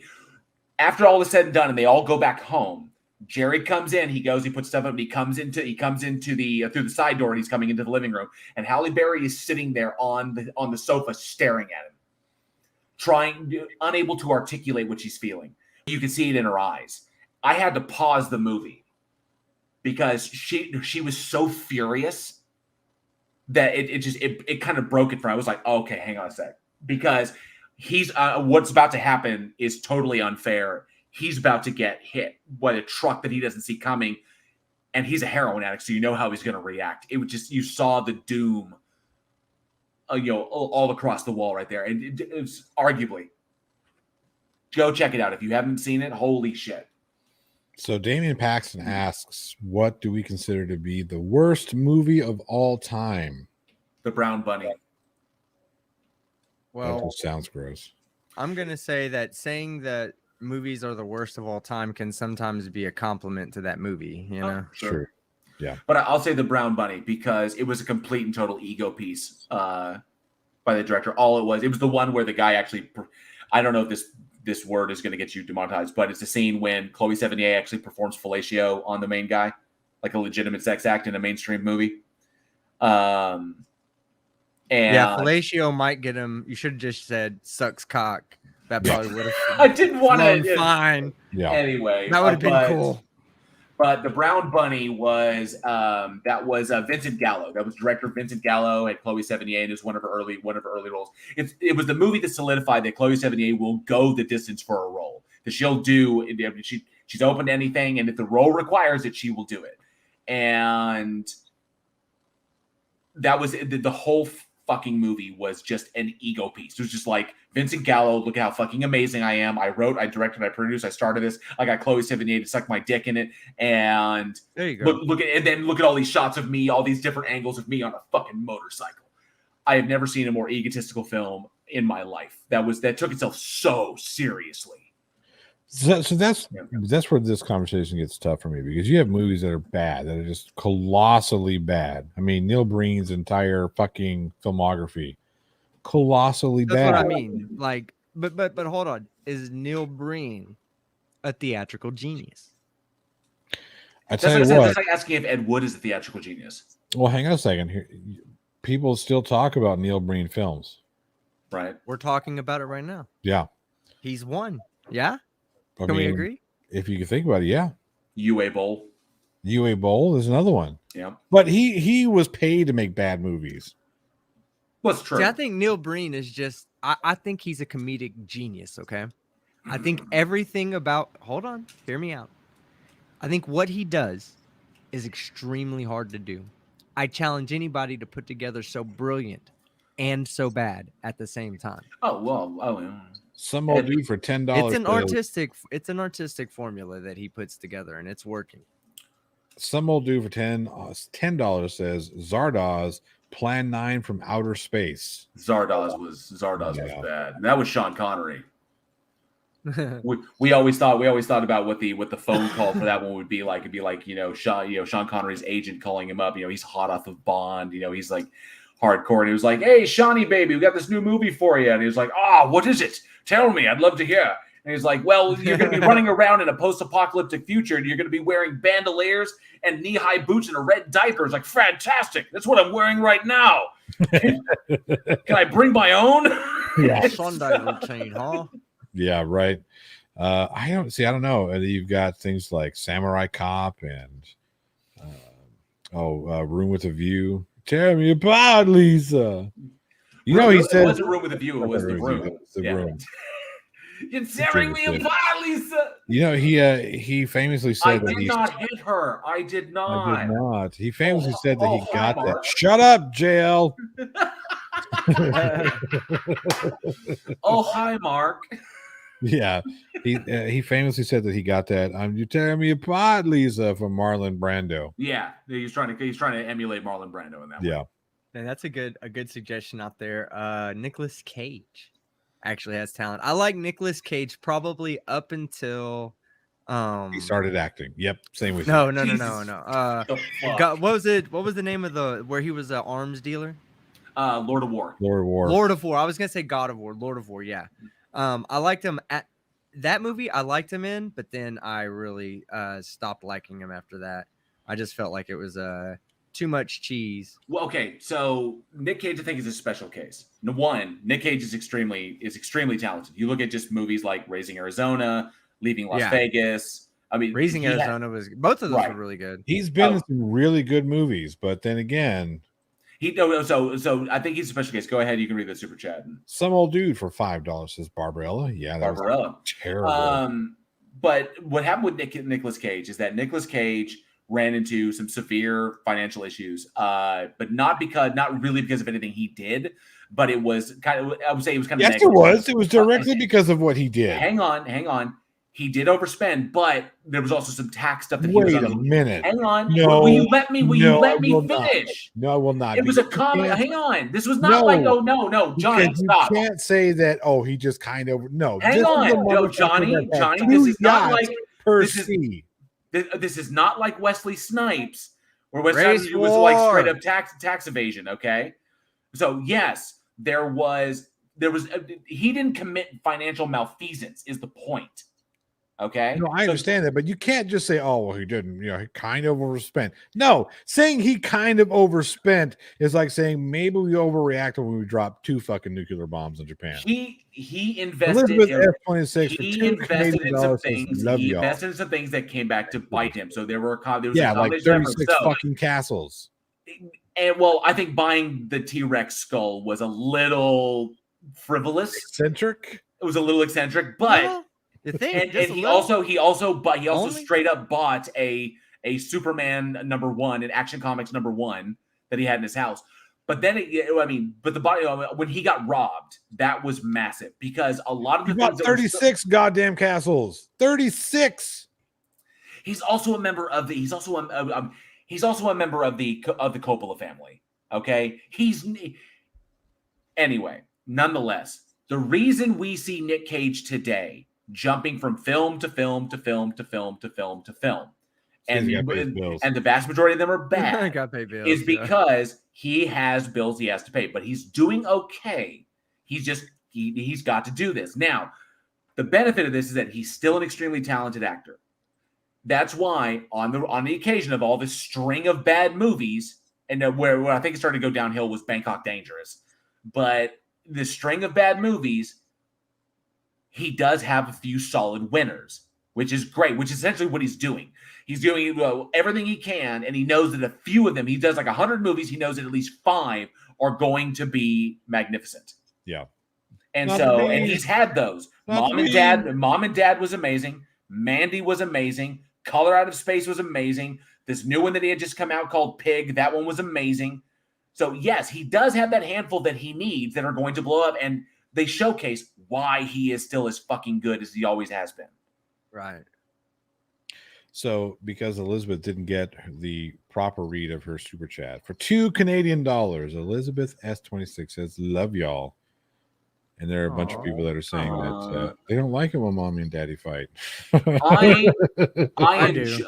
Okay, Omni, I enjoyed Willy's Wonderland. One of the things about it that made it interesting was one, it's a direct adaptation of Five Nights at Freddy's, which is one of my favorite horror video game series. 2, it made the best use of Nicolas Cage for a movie like that, where he had no dialogue, just actually because he was the lead character. He was essentially the guy in the guy stuck in Freddy's. That was the whole point, is that he was playing the protagonist. He has no lines, little affectation, gets just from point to point. That's it. And then kill a stuff thing is very much like the game. It allows us to very easily, very similar kind of psychological thing. The reason as to Twilight, the reason Twilight was so successful was because what we like to call Kristen Stewart was pants. Kristen Stewart was not a character in that. She was pants. Yeah. She was pants that every little girl could put on. Yeah. And be Bella Swan. Yeah. That's the same thing that goes with Willy's Wonderland. He is almost affectless. He is just a killing machine when it comes to these possessed animatronic robot things. And then he has fun while he's at work. He works. He plays a game on break. He's a dutiful worker. He's getting his job done. And he just happens to be murdering the shit out of these possessed animatronic things at the same time. So, but no lines, no affectation, nothing. He is pants that we can put on just like you do when you play a video game, which is why that movie worked. Which is why I think it's a misuse of a known actor. If you want somebody who's supposed to be pants and you do like what Twilight did, you get a Kristen Stewart that not many people know. Not many people remember Kristen Stewart from Zathura because not very many people watch that shit movie. Not many people remember her. And it's cool. She can be pants because she's unmemorable because she's a terrible actress. Kristen Stewart is not a terrible actress. Okay, she's not. Have you seen the reviews that she's getting for her new one, where she plays Princess Di? Moving on. No. Have you? No, I don't care about the reviews that she's getting for the movie that I haven't seen yet. My point is, based on everything that I've seen from Kristen Stewart, she's terrible. She was not bad in Underwater. Yes, she was. The only purpose she served in Underwater was to move the plot. She was just there to move from one place to the next. Because if you look at every scene that had just Kristen Stewart in, how many lines did she actually speak? And if you say more than one, you're full of shit. She was there to drive the plot. She was background character. She was she was also good in American Ultra, and she was also good in Adventureland. There we are there. Zach Ricer says, who's Sam L. Jackson? You ever seen any movie? Yeah, he's a black guy. That's true. That's true. With a bad motherfucking wallet. When everybody asks, what's your favorite Sam Jackson part? No one's going to say, what's his name from Jurassic Park? Yeah, right. That was epic rap battles of history. Sorry about that. But I did, Elizabeth. It's this one right here. Or no, it was the one over here. But yes, I did. I promise.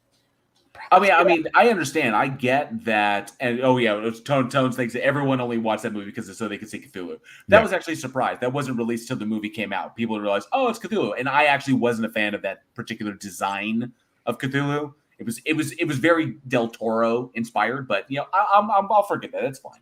But nonetheless, I will say, I mean, I understand the nuances of the situation that Nick Cage is in, the nuances of the situation that Wesley Snipes is in. They are not the same.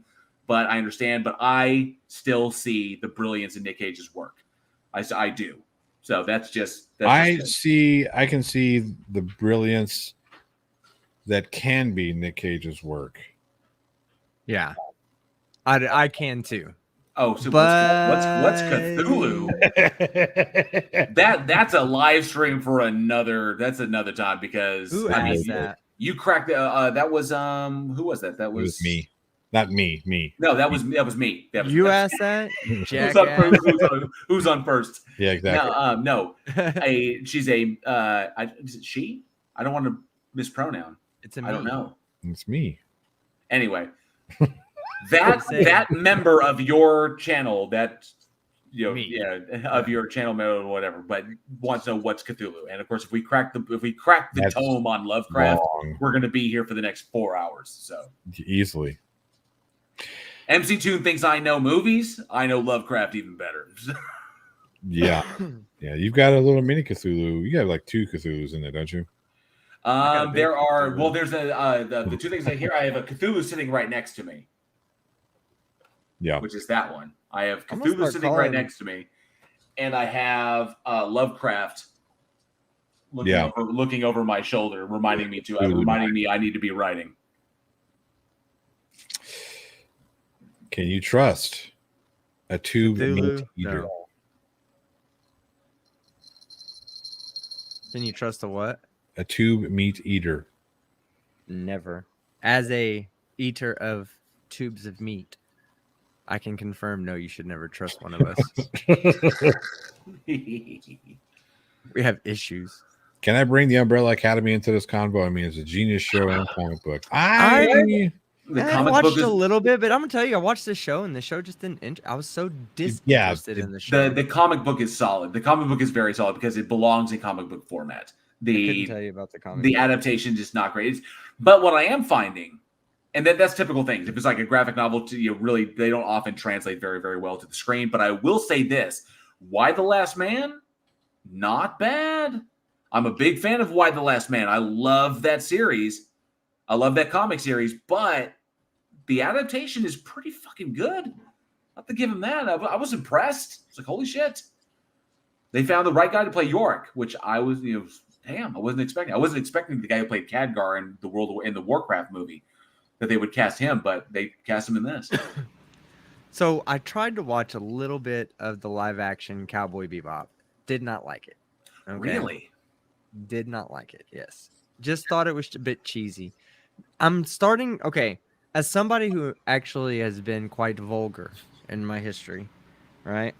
I feel like some of these films that are coming out these days are crutching on vulgarity. Like, I don't know if I'm making it like that Cowboy Bebop. It just seemed like there was a little bit of excessive cussing where it wasn't needed. Now, I don't mind cussing at all. I thought Eddie Murphy and like I like the way Eddie Murphy used like fuck, but not the way Andrew Dice Clay does in stand-up comedy. You know what I mean? It's because Andrew Dice Clay, it was a crutch. I never thought he was funny. I didn't think he was funny. Take away fuck from his routine, and he's nobody. You think they're relying on vulgarity just to be edgy? Like, look how edgy we are. Yes, that's what I mean. With Andrew Dice Clay, it was I'm gonna fucking we're gonna fucking if I'm gonna fuck this, I'm gonna fuck that, fuck everybody's a fucking. It's like, dude, okay, we get it. You know how to use the word fuck. Can you tell us a joke? Yes. Tell us a joke. Ooh, sorry. Extra J. It says totally not Mark. Lovecraft, Mountains of Madness. Too bad the movie's never made. There may be new life there. Just saying, Del Toro's Mountain of Madness may actually be a thing that's going to occur. We're still waiting for word. But the last news out of it was that Del Toro had a meeting with the folks at Legendary. So there's a possibility that Mountains of Madness may still happen. Just a heads up. Full Metal Jacket was used vulgarity appropriately. That's because Arlie Ermey was supposed to be the consultant. Well, he was a consultant. That's how he started out on the show, right? It's like, okay, you really were a gunnery sergeant, so can you tell us how we do this? He's like, yeah. And then, what's his name said? Santa Cooper's like, put him in the uniform and we'll film him. Period. And that's what there you go. Now we have probably the greatest 40 minutes of an opening in a film ever. Choke yourself. Did either one of y'all actually watch the anime Cowboy Bebop? I did not. Oh, yes, absolutely. Okay. So I'm going to ask you a question. Was there vulgarity in the anime as there is in the movie? No, Why did they absolutely put it not. in there? They did not need it in there. It didn't need it. So, but that was one of the points that was one of the things about this is that everyone around them was Bebop, they live on the fringes, very similar to Firefly, but everyone around them was vulgar and was gross, but they didn't have to be. That despite the conditions that they lived in, they were consummate professionals. So yeah, so I've seen some I've seen a few critiques of the show anime comparison, and like I look at the show and I'm like, okay, so if the anime did this scene this way, why did the show adapt it differently? If it's supposed to be the actress, her reasoning was to say this was a love letter to the original anime. But to me, if that was a love letter, then wouldn't you have like honored it with the scenes being almost identical to if that's what it truly is? You would respect the source material. Yeah, you respect the source, right? Two things. Well, three things. One, there's this guy. Oh, shit! I can't curse anymore. You can. It's not my channel. Do what you want. Second thing, Skid Scratcher said for $2 is just cuz. Thank you very much. And then Tones overthinks it. Thank you, Skid Scratcher. I appreciate it. Tones overthinks it says, which is the best film adaptation of A Christmas Carol of all time, and why is it the one starring George C. Scott? Yes, it was. I'm sorry, but the greatest of all time is Scrooged. You're fucking can. Oh, wait. Oh, Scrooge was amazing. Bill Murray. Scrooged with Bill Murray? No, Scrooge with fucking Dan Aykroyd. Yes, Scrooge with Bill Murray. No. I was about to say, hey, bro. No, Johnny, I didn't hear the Scrooged. It's not Scrooge. I heard Scrooge, and I was like, wait, Scrooge, because A Christmas Carol was with Dick. It was with George C. Scott, but Scrooge was with Patrick Stewart. So I was right, Scrooged. And then Scrooged was with Bill Murray. So I wasn't sure if you're running off of that, but yes, it is George C. Scott. George C. Scott is that's the ultimate adaptation.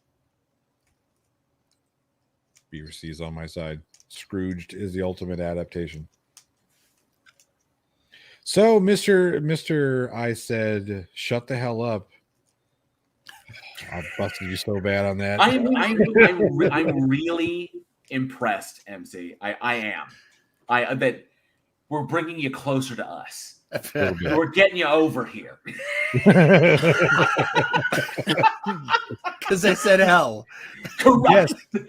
Let the hate flow through you.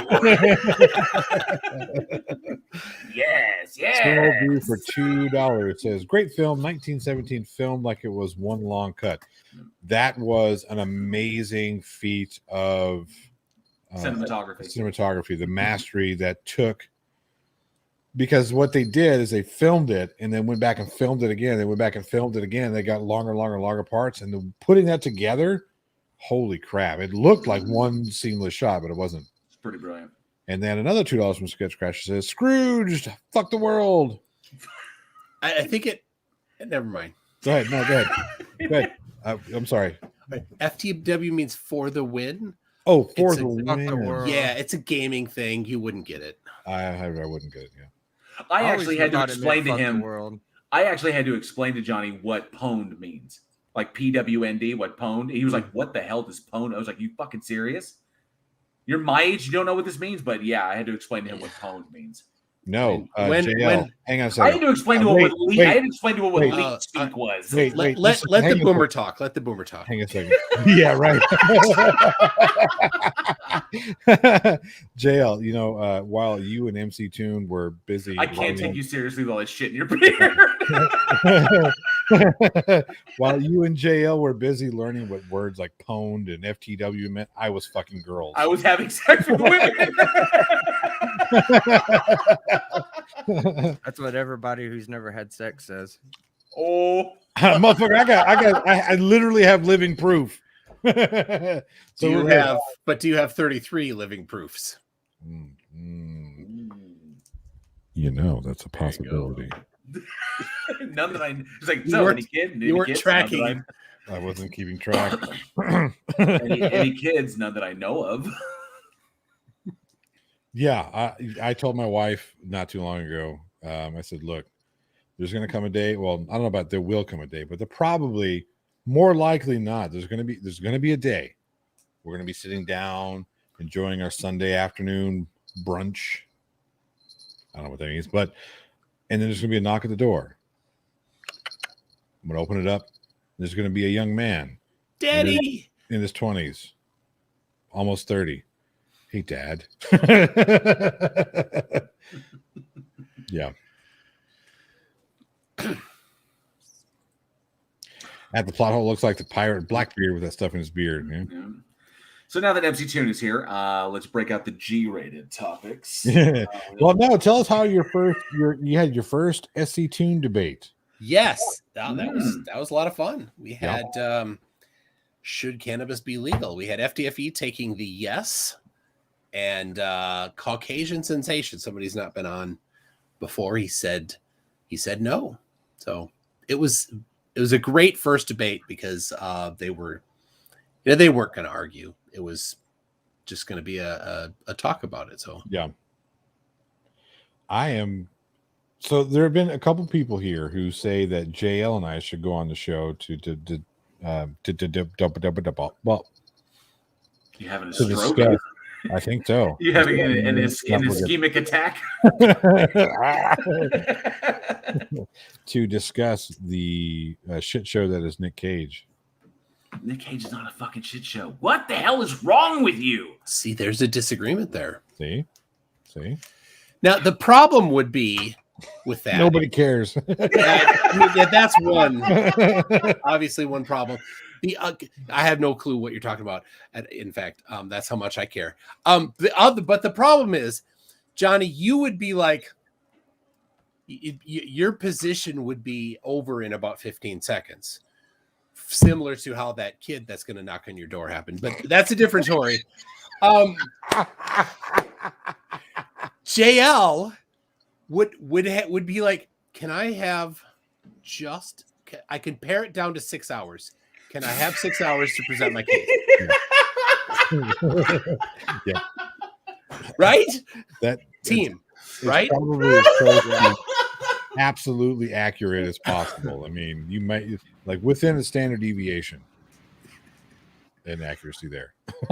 All of the points are important, and they all must be hit.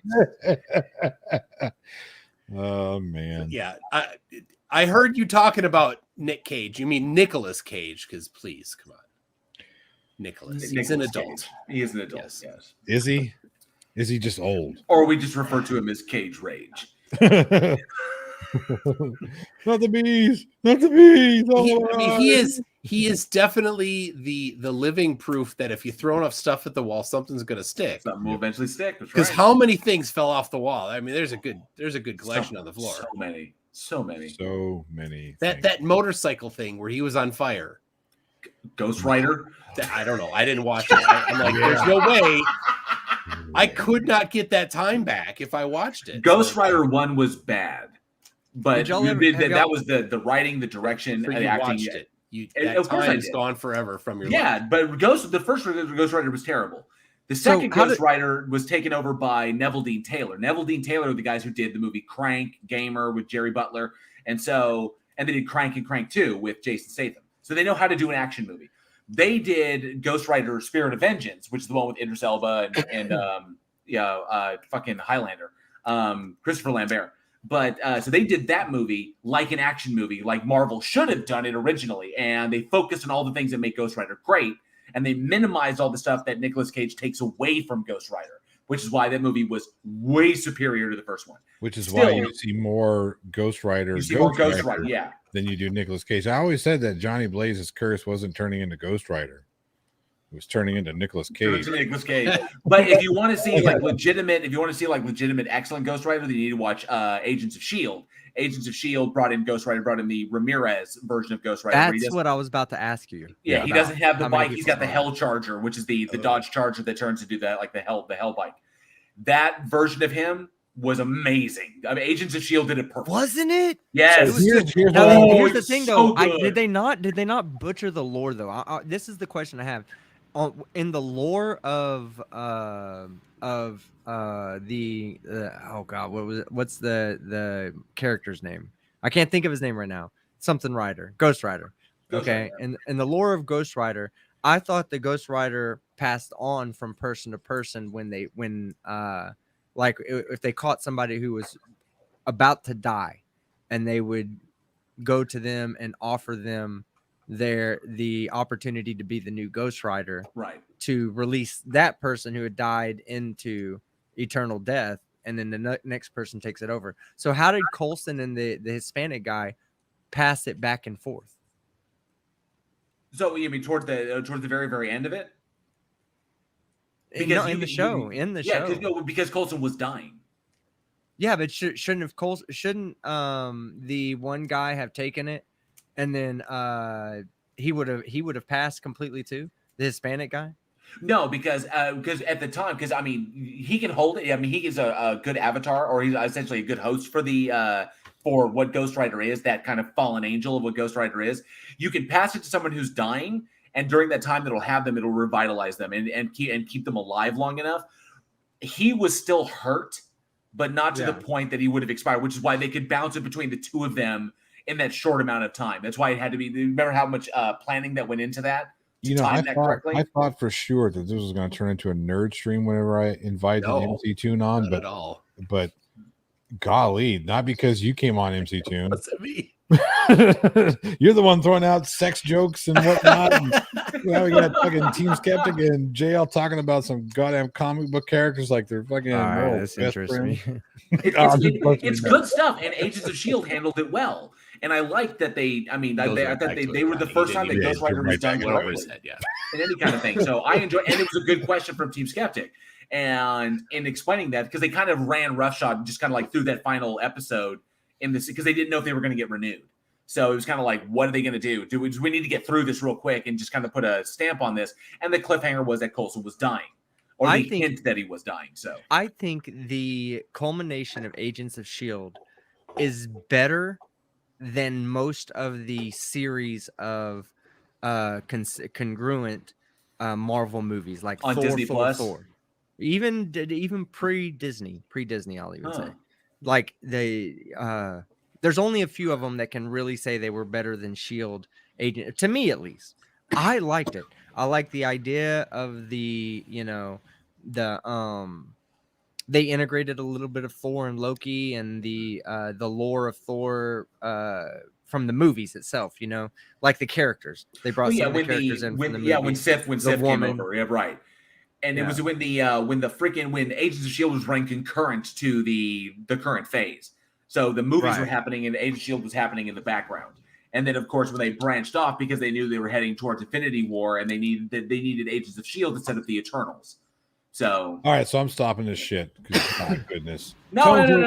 Wait a second. I'll back off. Okay, we'll talk. We'll go back to talking about porn. Okay. Well, like this, MC Tune is here, and he obviously, he's.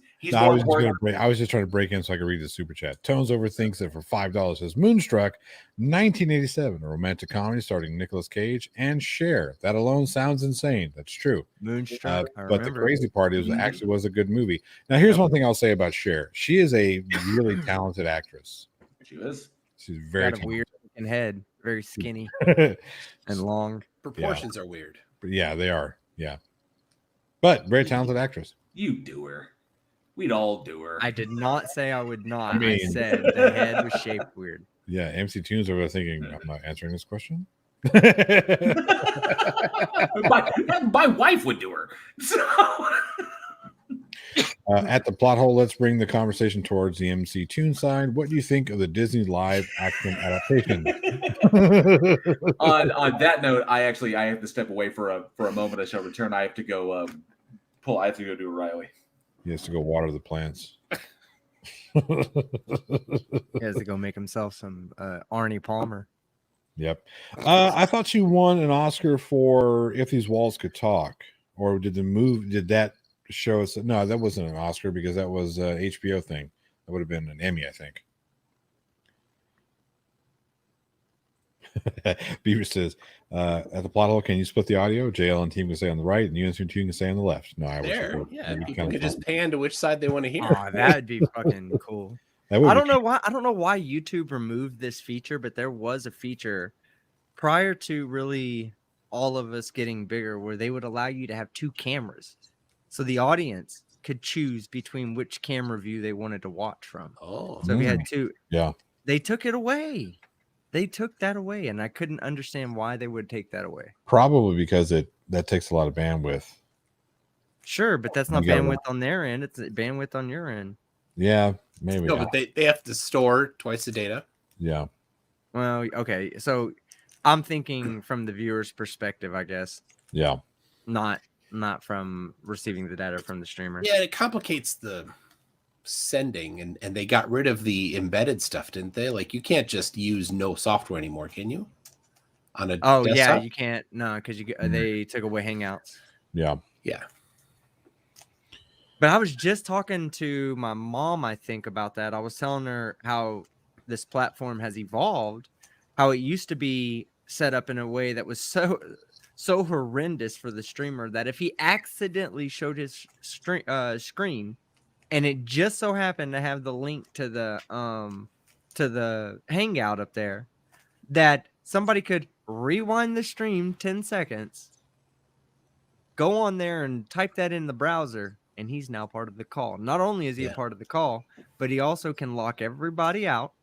He can then take over the screen share, play porn. And that happened to a lot of people in our community. Yeah. We had these people that were running around, and that's why as soon as I figured out about OBS, I was like, yeah, fuck Hangouts. I refuse to use Hangouts again. And then they were like, we're getting rid of Hangouts. I was like, God damn. About time. Now they have like Teams, I think is a new one now. Is it Teams? Teams is that's Microsoft, I think. Yeah. That's Microsoft. Yeah, that's Microsoft. What's the new still Google Hangouts one? on Google? No, Meets. Meets. Meet. We have the Meets. Meets. Speaking of, you know why it's called Arby's? Because it's what is Arby's known for? The Meets. Specifically roast Beef. roast beef. Yeah. Roast beef initials are Arby's. Beef. Oh, you made that shit up. I didn't make it up. That's true. It's a true story. No, I commend you on your ability to improvise. Look it up. Comedic purposes. Look it up. See, even Beth knows. You know what MD stands for? Muscular. My dick. Look it up. It's in the fucking medical dictionary. Which is also happens to be an MD. MD. Yep. You got it. Yep. And there's only two things that MD stands for now.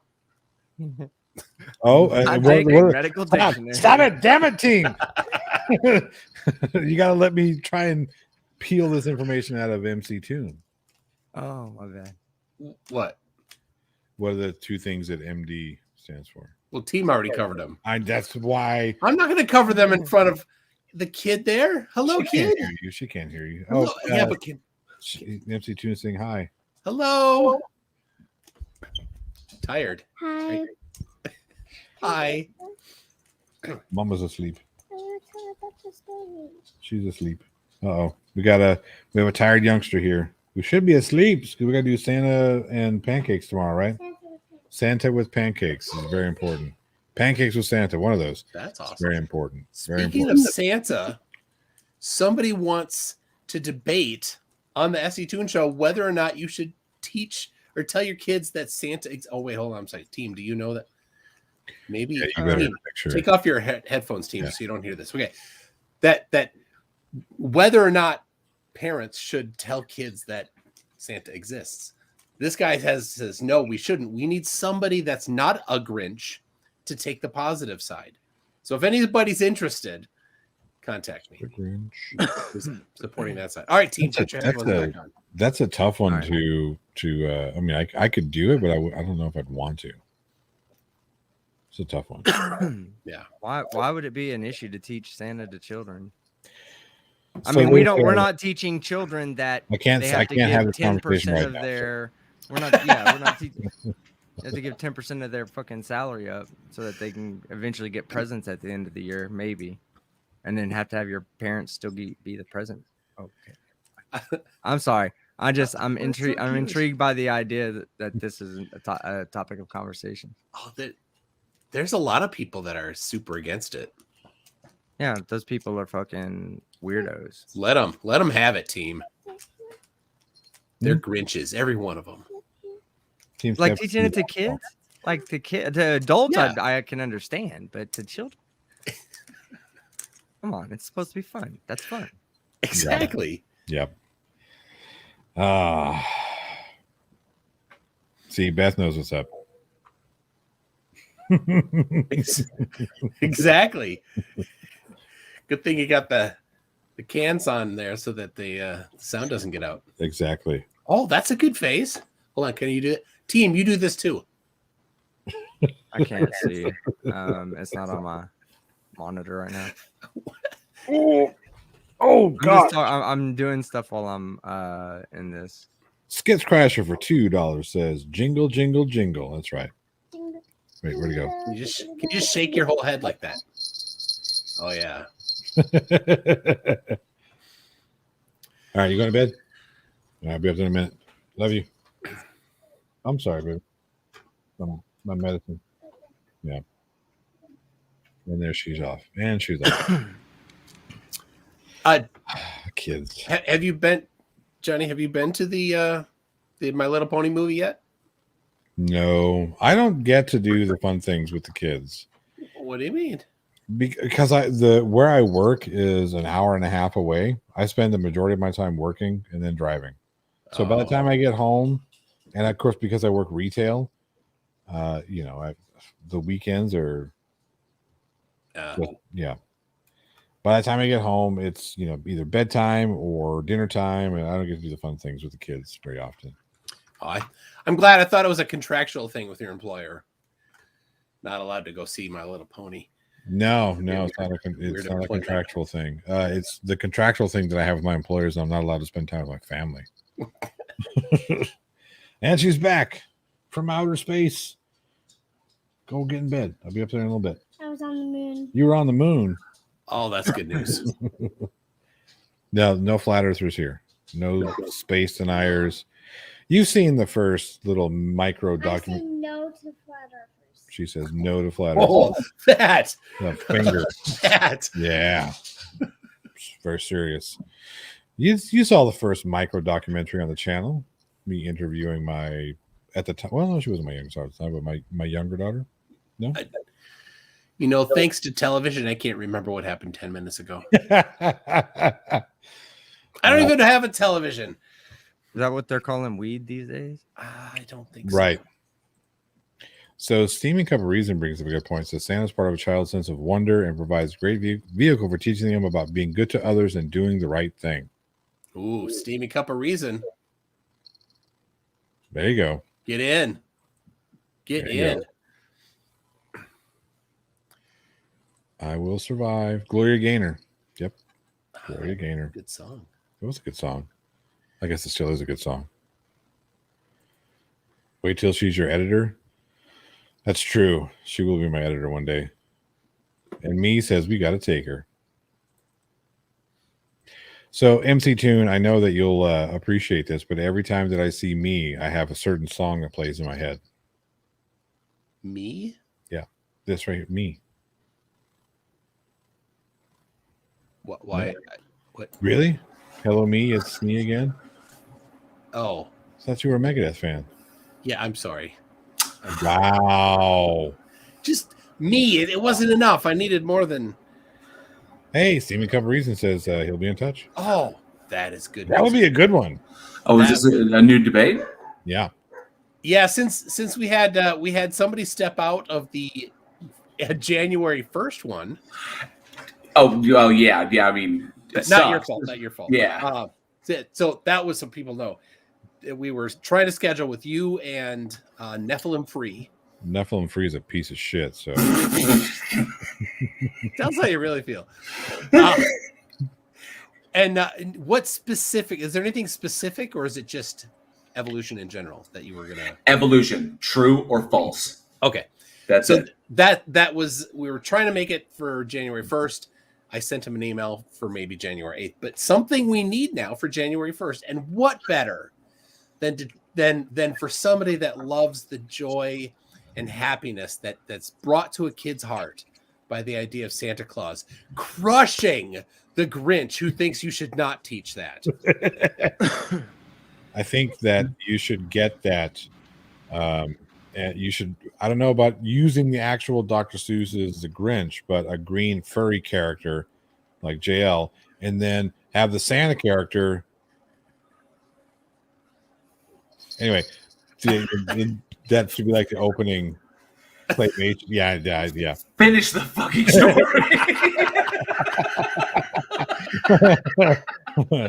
Yeah, I think so.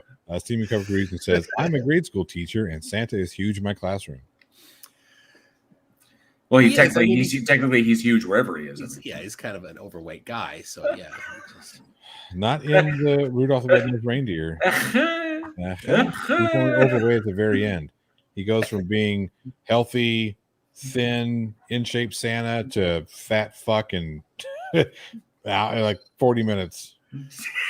Like, what did this man eat? Jesus Christ, I don't want to eat that. Suddenly there's some elves missing from around the shop. It's not technically cannibalism. Rudolph, where are your parents? Now, Dasher. No, not this time, Santa. I'm sorry. Oh, We yeah. got only we don't have 8. We'll have 6. Oh, sorry. 5 reindeer. We had some sausage last night. Skid Scratcher said JL does a fat joke. Come on, Skid Scratcher. I am a fat joke. Well, that's why I don't know. The stream is improperly weighted. I got the 2 of us on top of the 2 of them. This is true. There. Oh, Thank goodness. Now we're sufficiently anchored. Yeah. That we can never be kicked over. Blow as hard as you want, so it's not going to go anywhere. I don't know. Honestly, you can put me on the bottom and have team on the top alone. Really, we should do this. Oh shit.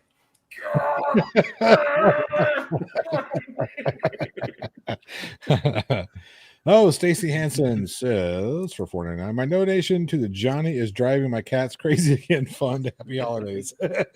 Thank you. Yeah. I'm telling you right now. Oh, is it the jingle bells? Yeah. As far as like weather and stuff, like being blown over, it's just that it's fucking crazy outside right now. My wife keeps telling me, she was like, now you know where that stupid song comes from. Like Oklahoma, where the wind comes from. It is ridiculous out here. Well, you're getting the stuff that's running through Colorado right now. So it's supposed to get cold. But you're in Texas. He's in Oklahoma. I'm in Oklahoma now. What, you moved? He did. Yeah, it was all documented on my channel if you subscribed and were watching. I do subscribe, and he just doesn't have the bell click. I just don't have the bell click. But I did like shorts. Like I did a bunch of shorts. Just like, hey, check it out. This is the new area. I showed how rural I am now, and of course the evolution of the office as it was progressively as I would I painted it and put everything up, and I got Jason hanging out there in the back now. So that's not a statue. He just makes his wife stand there. Yeah, until he's done. He's like, all right, good baby, you can come out now. but leave the mask on. Yeah, leave the mask on. Beth, the lights will be here Tuesday. So you got some lighted beard. All right. I got some lighted ornaments coming. Yeah. Oh, jeez. This has been fun, but I do need to go. It's 3 hours now. My goodness. MC Tune. I want to see this debate with Score and the Grinch guy. Yes. What is it? What is it about? Whether or not parents should tell kids about Santa. Oh wow. Okay. Yeah. Wow. And Team Skeptic, you said you've got the 12 days of Christmas starting on the 13th, right? I'm not sure exactly what will be the first day. I was after you left. I was looking at the newest video I'm working at. I was like, no, if you started on the 14th, it ends on the 25th. But if you start on the 13th, it ends on the 24th. But the idea was originally to start it on the 13th, ended on the 24th, so there wasn't a video on Christmas. But then we were like, well, we could start on the 14th and do it to the 25th. But I have the video I was about to work on tonight. God, it's like the source video is 30 minutes long. The portion I'm using is 30 minutes long. So I might save that one for the Christmas Day one, because that's going to be a fucking 45-minute video.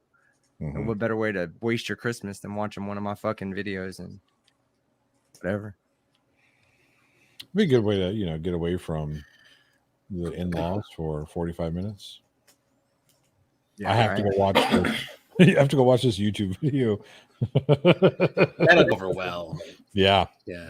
So we've got looking at that one for the first, because my opponent kind of vacated. I guess he has a conflict. I saw that you linked it to me. He has a conflict of conscience. And now, so I'm imagining, because he said he wasn't available. Because looking at the schedule, so it couldn't be this weekend. He wasn't available because he had a bunch of debates this weekend, and then it wasn't available on the 18th. And then, no, I'm sorry. I think there was like something, whatever. And then we decided for the first. That was like when he was really available on that, because he wasn't going to do it on, obviously, Christmas is Saturday. But now he has another conflict, so I'm assuming on the 8th. Yeah, that's what I asked him. So I don't know why. I guess it's going to have to be it. I don't know why. I mean, MDD is not going to host him anymore because he rage quit the last one. Who? Did he? Anybody should be on MDD. Don't. Nephilim Free, the guy I'm debating on Evolution, he rage quit MDD. So did when MC Tune. well, he did it when James tried to moderate him. Like James said, oh, because he just kept doing. James doesn't moderate. I'm just saying, I was watched okay it. with Tune leaving though. I wouldn't have stayed. Oh yeah, I reviewed it on my stream, and because I didn't know about it, somebody told me, "Was like, did you know he rage quit MDD?" I was like, "No way!" So I got back on, so I pulled it up, and I went to the point, and he started giving his rebuttal, and Erica was there, and her friend was there, and he just starts like going on and on and on and on, dropping point, and Erica's like, "Okay, look, you've said a lot of things. Can we jump in here?" And he was like, "Oh, don't ever talk to me." And James was like, "Okay, look, Neff, you've said a lot of points. You got to give them a chance to respond." And then he just bounced. Yes, you know why he did that? Because he's a dishonest piece of shit. I guess we'll find out on the 8th. It is Oxford style, which the one thing I can take from it that works is single podium. Yep. I like it because it's new to me. I mean, I've never debated like this before, so it'll be a new experience. It's cool, and I'm looking forward to it, especially when we're doing the back and forth, the open discussion. I don't think you're going to get to the open discussion. I don't think Nephilim is going to be able to handle the fact that you're going to show up to a debate with actual evidence points and being prepared. I don't think you can handle that. I have a PowerPoint. Yay! I've never done this before. I made a PowerPoint, and I can thank Team Skeptic for inspiring. It was like, you know what? I should be like Team Skeptic. I should have a PowerPoint. So now I have one. Yeah, his PowerPoint. So you know, people, he sent it to me. It's 4 terabytes. Wait, he sent you a PowerPoint? No, you did. GL, you don't have to hide that you sent it to me. 18,000 pages. 18,000 pages, 4 terabytes. Every point is important. Oh man, Cindy Sue. You have to start at the beginning. Anaximander of Miletus was a Greek philosopher, and he said one. Cindy Sue. Cindy Sue is sending hearts. It was a warm day in ancient Greece when Anaximander of Miletus. This is your intro? Please, this is the preface, baby. This is the writing on the jacket. We haven't opened the fucking book yet. What do you mean? What do you mean? There's no you mean there's no prologue? What are we doing here? Yep, James, that was 4 terabytes was still compressed. 4 terabytes of zip files. on 16 gig thumb drives. It was this great. It was this stack of big old Santa. I saw his picture when I mailed him the airplane crate of all the shit that I have to present. Just drop that shit in a big old wooden crate. It's like a fucking Breaking Bad barrel. And it won't surprise you that he forgot to include the last jump drive. Oh, what do you do? You get to the end of that unzip and nope. There's one missing.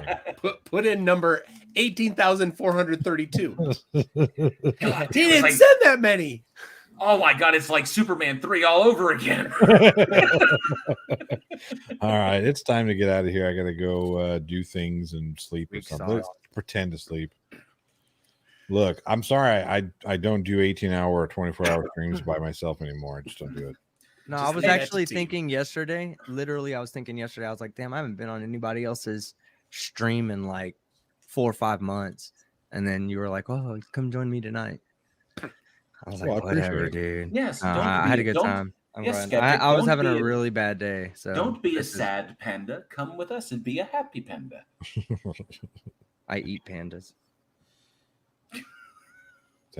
Dude, when are you going to be on my channel? I need to have you over for that discussion so we can talk. Eating pandas. Which one? And it's not panda. Wait, is panda like a euphemism for like big burly gay man? Yes. Technically an Asian gay man If that's the with case, a beard. then no, I don't eat panda.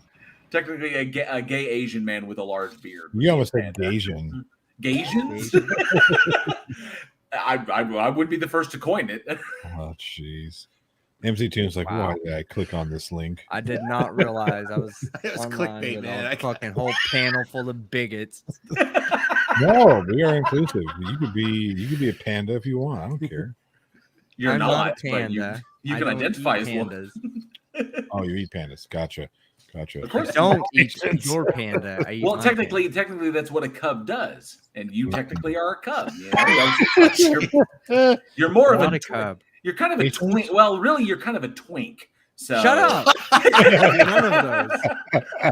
You're a twink. I am so not a twink, my friend. Oh my God. Oh, man. I have no idea what any of that means, and all I know is I'm You know not damn that. well what twink means. I just know I'm not that. Oh, you so are. You we've so are. driven MC Tune to drink. That looks like some What? Just looks straight like from the some bottle? looks like Okay, some homemade beaker stuff right there. What is that? That's pretty cool. That's my kid gave me that. That's Your awesome. kid gave you this whiskey. That's really cool. Well, it was multiple kids of mine. some random person showed up at doors like, Dad. I brought you a present. You're going to need it. He was like, no, not me. He's like, I brought you this, Dad. He's like, wait, sit down, son. Yes. What is that? That's a Globe liquor bottle. Okay, well, what are you doing in life? Are you successful at all? Like, maybe we can be father and son. Yeah, Dad, I'm a Caltech physicist. MC2, I've got this whole life here that I've built. Yeah. Wait. Did you say Caltech, son? Get the fuck out of here. We're an MIT family. MIT family, get out. You're no son of mine, but I'm keeping the globe. It's Tune Shine time. I like that. Yep. Dude, Shine. You need to have a shirt that says it's Tune Shine time. But Tune, I do need to have you over on my channel just so we can, have the discussion Yes. about what we talked about before. Sometime. He says, I got to be really drunk, though. Just a second. Yep, that'll help. I promise I'm not mean. As the last live stream that I did, I had to get meat. That guy was that dude was insane, like legit. So I had I to love shut when him. people say stuff like, I'm really a nice person. I'm not mean ever. But there was that one time that guy wasn't acting right, and I got fucking mean. Like literally 3 times a day, people don't act right in my life. And I'm a very calm and collective person, but god damn it, I'm beating the shit out of people regularly every day. I will. Well, hang on a second. I will say this in response. Okay, so it was the live chat that actually everyone in the live chat was like, "Shut this guy down," and eventually I capitulated because he was just out of control. But I will say this, team, you did give me because I saw you in public one day because you lived close to where I used to work. Light doesn't fucking reflect off me. What are you talking about? You No, must I have know been- you're you lying. must have So been I went to 10 lunch. minutes, right? Hang on a second. In the wild, you saw him? This was back in Texas, and I was on lunch. So I was just running over to the 7-Eleven real quick so I could grab a drink. And I was running over to 7-Eleven, and I happened to be getting out of my car. No, I was grabbing a Monster. But I was getting out of the car, and he was coming out of the 7-Eleven, and I think that was with your son? Yeah.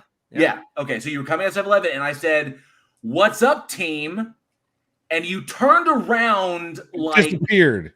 he turned around just like I'm about to get into it with somebody. I'm violent, yeah. like he was preparing for combat. And I'm I like, a was, stiff though. breeze could blow you over, my friend. No, it can't. I promise.